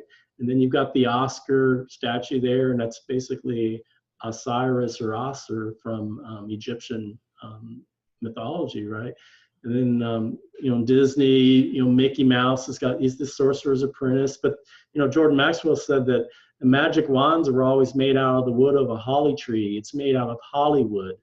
And Hollywood's a druidic establishment, and the symbols, words, terms, and stories are designed. Some other really interesting movies that are probably like the Star Trek stuff, they had their very first pilot episode was called The Cage, and it showed like, let me see if I can scroll down to it, but it showed like a gray being. He was like dressed in this like silver metallic dress wear. Anyway, I guess we'll get to it later, but he basically, he's got him in this force field or this cage, and he's he's projecting illusions into their mind. There's just all hallucinations and illusions. And then later in the same season, they have this episode called Return of the Archons. So I'm assuming that really was the Archons, because they went Return of the Archons. And there's these mindless, vacant there's these vacant stares, and they're talking about, they're all the body and they're all one. And so the crew goes down and lands there, and they're like got these absorption chambers, and they want to take people and make them part of the body. So they eventually find out that it was all being projected from a machine, right? And then you had in Voyager, you had this episode called Coda, where Captain Janeway, she's having this like near-death experience, and she sees this being that comes to her and claims to be her father, and he's trying very hard to convince her that she needs to come into the light. There's this like matrix, this golden light matrix behind him, and she's like, no, why are you being so pushy? My father would never act this way. Are you just an alien that's trying to convince me to come with you? And he's, eventually he finally spills the beans, and he's like, this is what our species does. At the moment of death, we come and, basically we try to take you with us, and it's where this is my matrix here, where you would nourish me for a long, long time. So Star Trek just had many brilliant episodes, I think. There is a YouTube video that portrays this scene. It's called Janeway versus the Archon. Yeah, and I went on. Well, actually, somebody brought it to my attention. Somebody at work, when I was telling them about my theory, and I didn't even know about it. I mean, this was like 10 years ago or more, and so I mentioned it on Greg Carlwood's show and stuff. I mean, then now I do see that video out there. I mean, I don't know. I guess it's kind of an obvious thing to people, but it's kind of well known now. Then you got the Matrix, where they're basically, Morpheus is telling him that, we're living in a matrix, and these machines are feeding off us, that, we generate energy, and we're like a battery to them. And the matrix is a computer generated dream world built to keep us under control. So, and then, you have movies like The Truman Show, it's the true man show, and he was basically from birth, he was living in a reality TV show, and everyone was watching him, and the whole operation was like conducted from a moon base, right? They even had the sun that they could cue. And then there's a television show called The Prisoner back in the 60s. It was British, and same type of thing, where this main character he's number 6, which is the number of man, and it was produced by Everyman Pictures. And so anyway, they drugged him, and he wakes up, and he's like in this village or this prison, and he's trying to find out who's in charge, and he keeps they take him to meet this number 2, right? He never gets to see who number 1 is, right? But they always show him, and every week it's like a new number 2 or something. And finally, at the end, he gets to see who number 1 is, and he pulls off the mask, and it's himself, right? So we're like our own worst enemy. We're projecting all this from like within outward, and I don't know. There's just a lot of different movies and stuff. There's a scene from the Matrix where he meets the architect of the Matrix, and he's got the white hair and everything, and he's basically a demiurgic figure. The island, it's got this holographic power grid that runs it. I don't know if you've seen The Good Place. Yes, I've seen it. I don't know if I can reveal a spoiler or not, but should I? I mean, basically these 4 souls, they wake up and they're told that they've died, but that they're in the good place. Don't worry, you're in the good place. And they are also told in the very beginning that, especially her, the blonde one, that her mind got wiped. Yeah, they keep getting their minds wiped because slowly, like, they introduce her to her soulmate, but there's all these problems because they're not really compatible. So they kind of there's a push and pull, and anyway, she finally puts together, like at the end of the first season, that wait a minute, this isn't the good place, this is the bad place, and that the guy who's posing to be, Michael basically, or God, he's really a demon. And he lets off this like evil laugh, you know. And so, you know, basically they're like tricking them. They wake up in the afterlife and it's not what they really think it is. So, you know, it's even on mainstream TV now. Monsters Inc., where the monsters are scaring the children and using their screams as a source of energy to power their world. Let's see, I guess that's pretty much everything from the movies. I think music would be the next section, yeah, which we kind of covered a little bit. But here's some quotes. John Lennon said, "I've sold my soul to the devil." And Bob Dylan said, "I made a bargain with it and I'm holding up my end." Katy Perry said, "So I sold my soul to the devil." A few songs, "Blinded by the Light." "Blinded by the Light" it was written by Bruce Springsteen. And he says, "Some fresh stone moonstone will messing with this frozen zone to remind him the feeling of romance. A shooting star was riding in a sidecar, humming a lunar tune. It was blinded by the light, cut loose like a deuce, another runner in the night, blinded by the light. Mama always told me not to look into the sights of the sun, but Mama, that's where the fun is." Dreamweaver by Gary Wright, he says, "Fly me through the starry skies, maybe to an astral plane. Fly me away to the bright side of the moon and meet me on the other side. Dreamweaver, I believe you can get me through the night. I believe we can reach the morning light." This one right here by AC/DC, "Hell's Bells," this is probably the most revealing one. He says, "See the white light flashing as I split the night. Nobody's putting up a fight. I got my bell, I'm going to take you to hell. I'm going to get you, Satan get you, hell's bells." So he's talking about this bell, and you look at the tunnel that people go through, it looks like a horn or a bell, and it's called a pipe by many. So he's got this bell, and he sees the white light flashing. Nobody's putting up a fight. I'm going to get you, I'm going to take you to hell. Dark Side of the Moon, Pink Floyd, obviously, it's like the album cover, it's like in background, it's all darkness. So, but then this white light's coming out and it gets split into the colors of the rainbow through this prism. And the whole album, you know, like it starts out with this heartbeat and it ends with a heartbeat. So it comes back, it's like reincarnation. And anyway, you know, starts out with the song Breathe, and then like On the Run and Time, and this great gig in the sky, like after he dies, and then he's talking about brain damage and eclipse and everything. So anyway, they says, "Far away across the field, the tolling of the iron bell calls the faithful to their knees to hear the softly spoken magic spells." He says he wasn't frightened of dying, and this is all in the great gig in the sky, right? It's a gig in the sky. He says, "And if the band you're in starts playing different tunes, I'll see you on the dark side of the moon." So once again, it's like you go crazy. They're like this. There's this call of the piper, right? And there's the Hotel California. You know, he says, "On a dark desert highway, cool wind in my hair, warm smell of colitas rising up through the air. Up ahead in the distance, I saw a shimmering light. My head grew heavy, my sight grew dim. I had to stop for the night. There she stood in the doorway. I heard the mission bell. And I was thinking to myself, this could be heaven or this could be hell. And she lit up a candle and she showed me the way. There were voices down the corridor. I thought I heard him say, 'Welcome to the Hotel California.' He says, 'You can check out, but you can never leave.'" And so there's this image of this lady, this shining white light, like this, you know, stairway to heaven. He sees there's a lady we all know who shines white light, right? It's this white goddess. It's this, you know, Isis is probably the goddess of pagans and witches.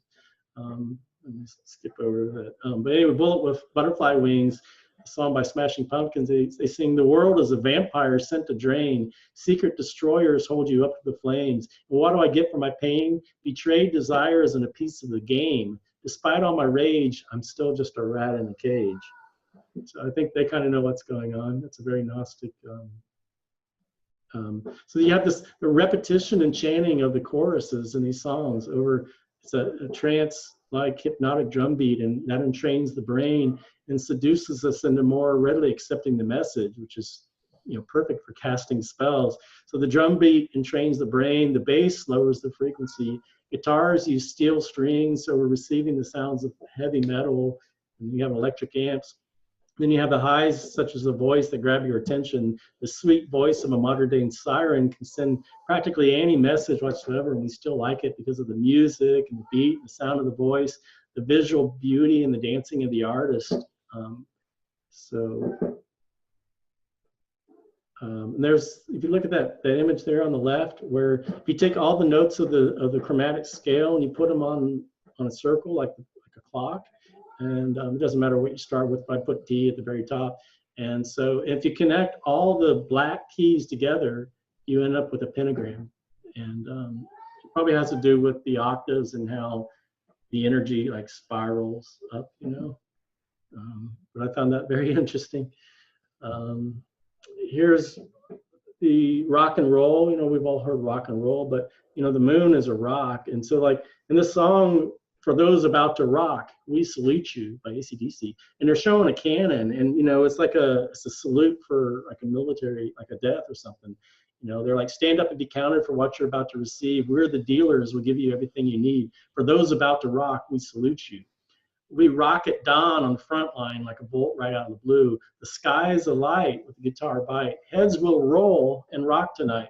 We're just a battery for hire with a guitar fire, ready and aimed at you. Pick up your balls and load up your cannon for a 21-gun salute.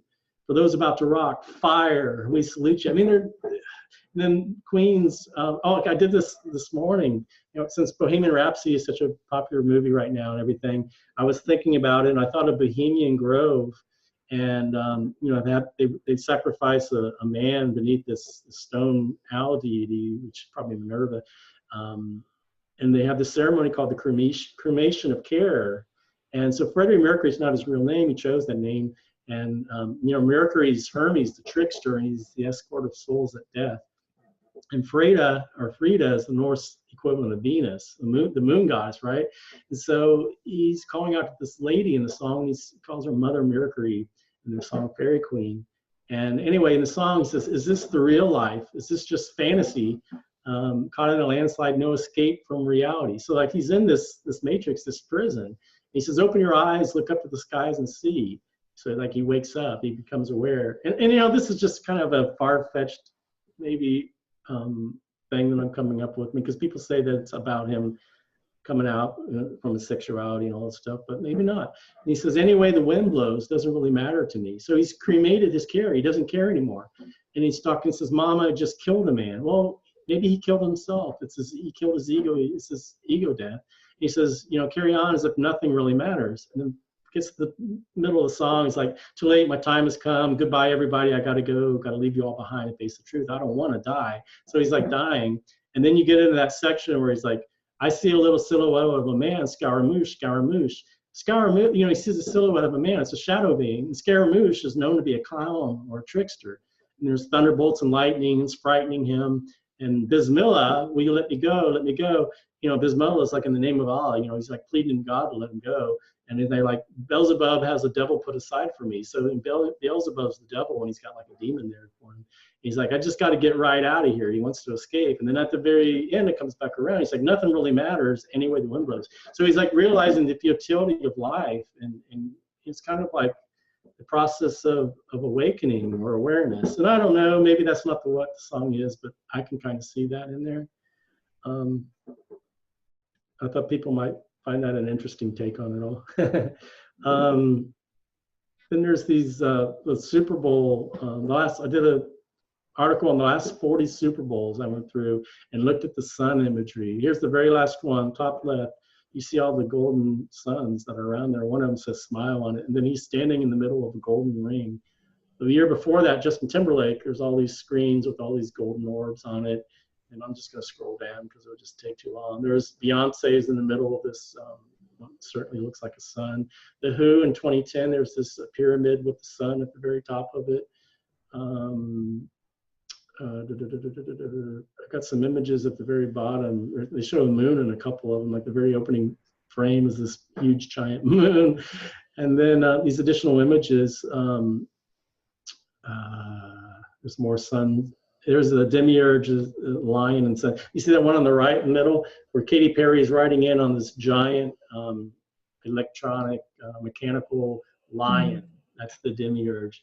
And of course they're right there in the sun. And then she's flying in the word in the song Fireworks, she's on this golden star, you know. And then in Dark Horse, they got the Masonic chessboard right there. There's a better image of her on the lion. You know, he's got these glowing red eyes. There's Beyonce flashing the Illuminati triangle, hand symbol, which is the triangle manifestation of witch. I was looking through a book of encyclopedia on witchcraft, and it shows that triangle is how you manifest spells or reality. So I don't know. Go back to the music page. There's some really interesting songs.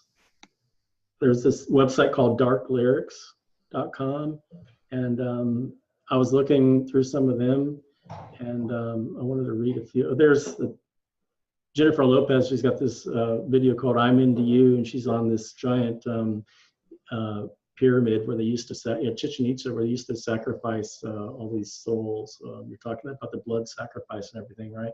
Well, there she is. She's on it, and she's got this serpent garb on, right? The scales and stuff. And she was told that it was based on an old mythological story. And the song, "Out of the Sea Comes This Really Beautiful Man," right? He's like half naked or whatever. But you know, Lucifer is a man, right? I mean, or a female. But so she's on the pyramid, and she's like arching her back. Like when you sacrifice somebody, they're like laid down on their back, and she's arching her back. And then right there, she's got her hands in the shape of a heart, and she like splits it open, right? And so there's the whole thing's about sacrifice. And then in the middle of the song, the guy comes in and he's rapping. He's like, it's Lil Wayne. He says, "Hi, I'm Toon, the man on the moon," right? And he's talking about, you know, your star got me under the spell, and I'm hooked with your love, and you know, I'm strong, bring the fire on. You know, it's a lot. I mean, I don't know. There's Lady Gaga's "Marry the Night." She's on the moon. There's a Katy Perry one for firework that has a lot of Wiccan symbolism in there. But here's some of the here's "White Light Suicide" by Witchcraft. And he says, "You'll feel slaughtered and betrayed. Walk courageously into the fire. No sense but bliss, twisted till we'll die. The flames go out, but you're higher." There's "The Blinding of False Light" by a group called "As I Lay Dying." He says, "Released from the blinding of false light, we are free." There's another song called "False Light" by Isis. And this one called "Garden of Light," where, you know, he wakes in a garden divine, and it's like, "Your face greeted me in the garden of light. You are the face of God." And their whole band is named Isis, man. It's like, you know, they're talking about Isis. Hall of the Dead" was another song by them. It's like, "Veins still flowing full, lungs filled with white light." Like, you know, the sun makes its way in. A song called "Pied Piper" by Lux Occult, which means hidden light. He says, "And you'll never learn who's the hunter and who's the prey in this game. You'll never learn who's Pied Piper and who's rat in the end. And you'll never learn who's the leader and who's been led." This one called "The White Tunnel" says, "I follow the light, but still in the abyss I crawl," and he falls. He says, "Soothing light, suicide. Licking traces of borrowed light." And he says, "The white light blinds me. All I wish for are a load of lies," you know. This one song called "Lux Alba," which means white light. He says, "All my life in the shadows, to die this day. My existence runs to the white light. Now I'm craving for your mercy. The white light in the sky grips my soul, my mind. I'm flying through the ether. My trip's ending. The white light becomes red. The devil's at my side. Where the hell am I?" This one song called "Demiurge." She says, "The game of deception and endless redemption. To hell with our souls shall we pave. And realize it's just a mirage painted down for me. False redemption for the fool. We're breaking free from its chains." A song called "Soul Machine." Yeah, Soul Machine. There is actually a company that creates robots, and yeah, and they call themselves Soul Machine. Interesting. On the song, he said, "Feeding on empathy, the soul machine creates its army." He says, we are one soul, systematic indoctrination telling you that we're one soul. We're one soul." At the very end of the song, he says, I am one soul." The song called "Run from the Light," he says, "As we're told to enter heaven's divine, repent and rapture, you must go into the light. Stray from the beaten path, remorse for all your sins. Icons at the gate will surely let you in." And the chorus says, "Caution, deception that burns so bright. Heed thy warning and run from the light." He says, "Such a surprise when you think you've saved your soul. Forewarned that light is also caused by fire." So some pretty revering lyrics. There's some people flashing the triangle, and right there's from the Encyclopedia of Witchcraft, and shown how it's the triangle manifestation. So that's the section on music. Okay, we've been going for quite a while, Wayne. Yeah, I never knew how long this was going to take.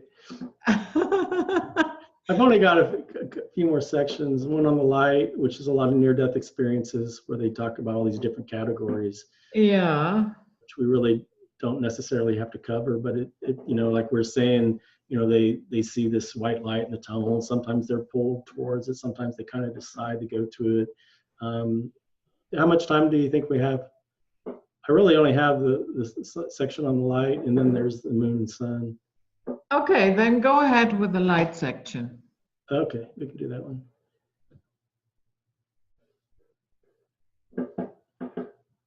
Okay, so the Bible says that Satan himself masquerades as an angel of light. And we're talking about Sophia in the Gnostic text saying she'd been deleted through a light power. And then the Tibetan Book of the Dead talks about the pure, clear, white light from which everything in the universe comes from. The clear light, it's the nature of your own mind. Albert Einstein said, you know, he was confused about what light is. He says, you know, what's light quanta? Everybody thinks they know the answer, but they're deluding themselves. He says, for the rest of my life, I'll reflect on what light is. So even Einstein didn't really know what light was. So here's these different sections on near-death experiences, and one of them is like the game of life. And I mentioned this quote before. He asked them what the meaning of life was, and they told him for the entertainment of the spirit realm. And then there's one's on the holographic and virtual reality, and she says, I could see how we're all connected. I was connected to everybody in a multifaceted light web, a DNA-like hologram. Illusion and life as a dream. You know, she said, as if I'm waking from a deep dream, trying to adjust to reality. That's what it felt like, waking from a dream. It's nothing but a dream. And they talk about the soul being like a liquid light, and everything in that realm is kind of liquid light. And they talk about they have more consciousness and alertness than before. It's like pure awareness or higher awareness. When they talk about God, they say, you know, this one guy says, the light loved me. This light talked to me. I asked if it was God, and it answered, yes, I am the light. Well, in other near-death experiences, they ask if they're God, and they say, oh, no, no one can see the face of God, you know. And then this other one said, the light itself spoke to me, and I knew it was God, the power that created the whole universe. Well, how do they know it's God? They don't know. Which God? Yeah, or it's more powerful than them, but that doesn't make it the highest God or the true God. Here's one on aliens. This near-death experiencer called Ruth. She said, I was taken to special entities who looked like the usual grays. They had lots of wrinkles on their faces. They called themselves the Council, and they said they were part of a group called Soul Recyclers, helping souls to reincarnate. And you have some on the moon where they're talking about they were like sucked up towards this object that looked like the moon. Same thing with the sun. You know, I was thrown straight in the middle of the sun. I don't know if it was a spiritual plane or the sun. Here's ones with shadow beings and shadow people. When they talked about the being of light, you know, they talk about so much love being in its presence, you know, unconditional love. They talk about fluorescence and luminescence of the light. Here's this one lady who was in the void when she was in the hospital, and she had read my articles, and she said that she was in so much peace because she concentrated on not going to the light to be fooled. Here's the tunnel or pipe or the vortex. You know, a lot of people, they call it a pipe or a vent or a tunnel. And there's one, some of them that talk about there being a wheel up there that like rotates and just puts you into certain slots. A lot of times there's like a garden or a meadow or a park, you know, this like city of light. There's a river of life that people talk about. And some people say that the tunnel it's just a series of rings, or it's like a hose. There's lots of vibrations in there. There's all of these colors, some colors that we don't even have down here. There's lots of vibration and tones, and one person heard bagpipe music, and another one heard wonderful music similar to panpipes. There's a bunch of wind in the tunnel. There's magnetism, electricity. We mentioned the love. They also talk about us being as like a collective soul, that we're all one. We're a soul group, and a lot of times they're not even told what they're sent back against their will, but you know, they're not told what their mission is. I mean, probably less than 10% of the people were ever told what their mission is, you know, or ever find out what it is. And then some of them they have this urge to merge with the light. One said, if I knew if I merged, I would totally disappear and become one. And then coming back to Earth, they said they're forced to return. I didn't want to, the decision was made by that main light source. They sent me back against my will. And there's the judgment and council of beings. This one person said there was a royal figure who decided without my consent. And other times there's like a council. And some of them say that there's like a hypnotic trance. It's like as if I was in a trance. The spirit consumed my whole being. It was like a euphoric trance. Is there anybody among those people who report from their experiences that bluntly said to him, you know what? You do not have any authority over me, and I'm going into the other direction. Thanks, but no thanks, and piss off. No, not in those quite explicit terms, but some of them fought against their will. Like they're like, I'm not going back. I don't want to go back. And next thing they know, they're back. So yeah, none of them just said, hey, wait a minute, you don't have the authority over me. I'm sovereign. Maybe they wouldn't be there. It's like we only hear from the stories from most people don't go to the light. I mean, there's a lot of people that just don't remember their near death. When they're dead or whatever. Or they're in darkness. I mean, not everybody goes to the light, but I mean, obviously we only hear from the ones that come back. So there could have been ones that actually went on and died, and maybe they didn't. Some of those didn't go to the light. Some saw Jesus, showed them the crucifixion, and some said that he's got brown eyes, blue eyes, green eyes, different colors. But I think that has a lot to do with what you believed in during your life, meaning a Muslim would most certainly not see Jesus. Sometimes it's not always based on expectations. Sometimes there's atheists and they find themselves there, and sometimes there are non-Christians that end up meeting Jesus. It's not quite. You would think it's just we're manifesting it like our dreams, but and I think that's basically the truth of the matter, but I don't know that it's universal like that. So there's a lot of the people see these angels and guides, the Virgin Mary, Michael, Gabriel, Raphael, the angel of death, guardian angels. A couple of them saw Metatron, some of them saw the face of God, very few of them, but a couple of the ones that saw him said he had a face of a lion, or multiple faces that would alternate. This other guy took ketamine, he said he saw a winged creature with a dragon or lion-like face. Well, the Gnostics, they said the demiurge had the face of a lion and the body of a serpent. So I found that interesting. And sometimes they see this being is on a throne. It's like he's trying to show authority or dominion over them. I mean, why else would you put a throne there, And unless you've got like a power play that you kind of want to try to do. There's the shape-shifting archons, like I mentioned, some of them take whatever form to make you feel comfortable. Sometimes they even give you the option of what form you want to see them in. Here's the soul contracts. So, I mean, yeah, it does happen a lot. Oh, here's the one she said, shoot, I can't find it. But, a couple of them saw hell. I mean, one was told that there is no hell, and another one saw a bunch of doors, and one of them, she looked in, and it resembled the classic hell with shrieking and screams and stuff. So there's inconsistencies and contradictions, but, some of them do mention that they can have the ability to manifest stuff out of thin air, Or like one person saw the tunnel, and they saw it looked like an earthworks tunnel, and she's like, this isn't a tunnel, and so she immediately went out of the tunnel. Another person saw a tunnel, and he's like, looked like a fire. And he's like, I don't like that tunnel. I'm going to make my own tunnel. So he made his own tunnel, And so this one person thought of her mom's chocolate cake, and all of a sudden there's a piece of chocolate cake in front of her. So you can travel instantaneously anywhere you want. You can create and manifest stuff.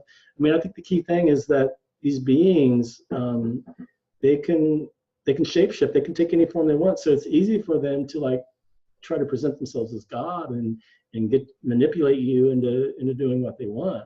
So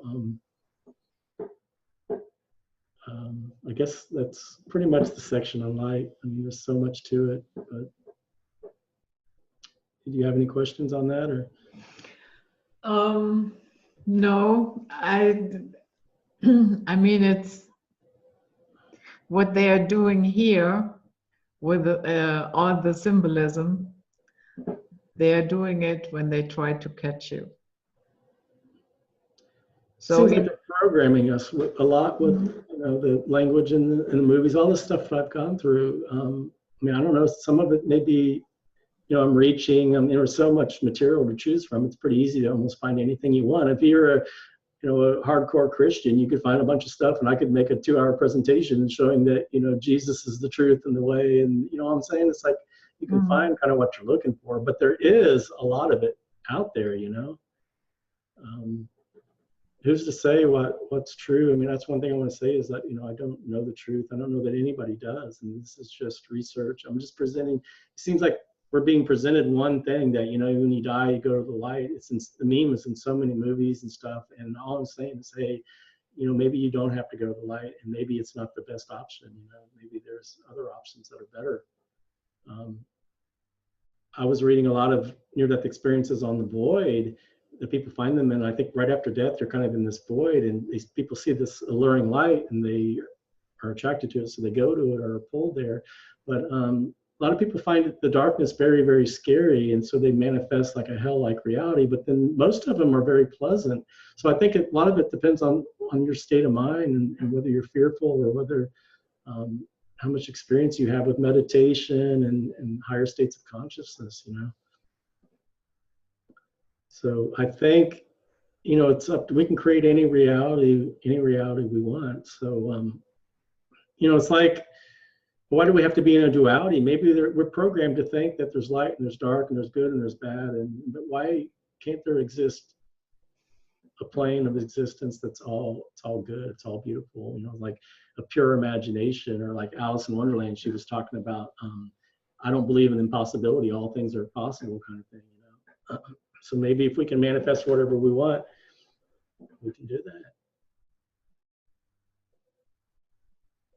But I think it's important that people come up with some kind of plan for, they have to be familiar with what it might be like when you die, and what happens when you go to the light, and what happens if you stay in the void, what happens, what are the other options. I think it's important that people do a lot of thinking about it and maybe come up with some kind of a plan. I do think that there are these beings that are like projections of our own shadow self, the shadow archetype, and they're parts of us, and we need to integrate or turn the darkness into light. With we got to get rid of all these attachments that we have here on Earth. The ego, and we're like addicted to life here. We're like junkies, right? We can't get enough of this. Stories and adventures like Peter Pan, we just want to keep coming back for the thrill of it all. And I think once you've had enough of it and you're just tired of all the games and you're tired of all the drama, then you don't need to do it anymore. But in the meantime, they try to keep you in these codependent relationships. Yeah, even love is like an emotional attachment, right? Is love, I think that's one of the things that really brings us back to this earth plane is our relationships with people, or our love, or you didn't get the girl of your dreams this time, and next time I'm going to get her, or I won't lose her. It's like all these emotional attachments we have, and that keeps you coming back as well. Yeah, or you have this codependent relationship with your spirit guides and your ascended masters and your guardian angel, and on it goes. Yeah, I mean, it's like, one of the things in near-death experience, they tell us, the being of light tells us, that we, sometimes they tell us we're come here to learn, that life is a school, and, it's for evolution and all that stuff. Okay, if that's the case, we've been here for thousands of years. We've had, God knows how many incarnations, hundreds or whatever. Does it look to you like life on Earth is getting better? I mean, we're more materialistic. There's just as many wars or more. It's just as much fighting. I don't see things getting, or people being nicer. I don't know. I don't see the evolution that they're talking about, And the funny thing is, when they're in the light, they say that they know everything. They have access. They know all the knowledge in the universe. So why would you need to come here to learn or to know? It just doesn't make sense. And when you do, you come here, you suffer. There's all this suffering that's involved. So if you're coming here to like help other people or whatever, or you think you're going to be a messiah, I'm going to go back and help all these people, show them the way. And it's like, Well, in order for you to come back and be the hero, somebody has to suffer for you to do that, right? So teaching people lessons or helping people, it requires somebody to suffer, you know, and then both of you are suffering because of your empathy for them, and the whole thing, it just doesn't make any sense to me. Well, was it Gandhi that said an eye for an eye leaves the whole world blind? Yeah, but that is why you are getting wiped, meaning that is like you send your child to school. Yeah, that's but the other every thing. evening you make sure that it completely forgets what it How is wiping your mind of all your memory, how does that conducive to you learning anything? You don't even remember what you're being punished for or what you know what I'm saying? You know, and some of the near-death experiences will say, well, you know, it's like if you knew that person did this to you in the past life, well, you'd get angry at them and stuff like that. And it's like, well, I don't know, I don't buy all that. But it seems like a never-ending vicious cycle, because if, you know, somebody wronged you, so now they got to be wronged to know what it's like. But then somebody wronged them, now they got to be wronged. You know what I'm saying? It's like, how do you ever break free out of that cycle? And I know some of the teachers will say, well, once you learn and you practice forgiveness and stuff, then maybe you can ascend or go past that. And who knows, maybe it's the case. But I mean, I don't know. The whole thing doesn't make a lot of sense to me. Yeah, that's the little carrot in front of your nose. Yeah. So, you know, it's like in the scientific portion, I was showing how there's these different brain states and everything's based on frequency, right? And so, you know, when you go to bed at night, you drop in consciousness, you drop in frequency, and you have these dreams, right? So, you know, how do we know that this isn't a dream? And it just goes on and on. I mean, how many different levels? There's this one documentary, I think it's called The Brain or something, David Ableton. He was talking about how the visible white light spectrum, the visible light spectrum is only like 1/10 billionth of all the, not that, I mean, I don't know how they would even know how many there are to say what the fraction is, but the little sliver of the spectrum of reality that we're experiencing is just, I mean, how can we, I don't know, it just seems like everything is frequency and we're in a very low fallen state of like sleep, and it's important for us to kind of wake up from out of this dream or this illusion, and I don't know, go back to our true state or manifest whatever reality that we want that's better than this one, you know? Yeah, very well said. Can you end the screen share? Oh yeah, sure. There we go. Okay. How's that? Well, I hope I didn't ramble on too long. I really didn't know how long it was going to be. Yeah. I had planned just to I come guess out and just totally we talk. have, I'm just guessing, because you know it was running before, yeah. But I'm guessing we have more than 2 hours. Okay, yeah. Well, I'm sorry if we went too long. No. Out It's some okay. of the beginning part, you know, where we're just messing around, but. Yeah, I would certainly keep your website on my radar. Have been there many times, and I thank you very much for coming. And we should do this again one day. Yeah, maybe next time we'll just talk. I mean, the only reason I did this was because you had mentioned it would be a good idea to like share my website. I mean, we could like share the screen and show people and it is very conducive to images and stuff. Although I wasn't really able to show the images it's very difficult to like talk and show images at the same time unless you have like a slideshow presentation. And so I kind of got lost. But I had initially planned to just come out and talk, you know, off the top of my head about it all. So maybe we can do that next time. Okay, we do that. So everybody, this was Night Flight for today.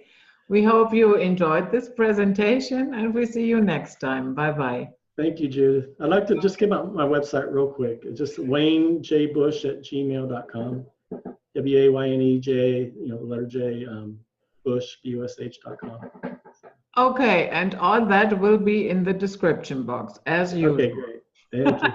All right, well, have a good day, Judith. I really appreciate you letting me come on your show.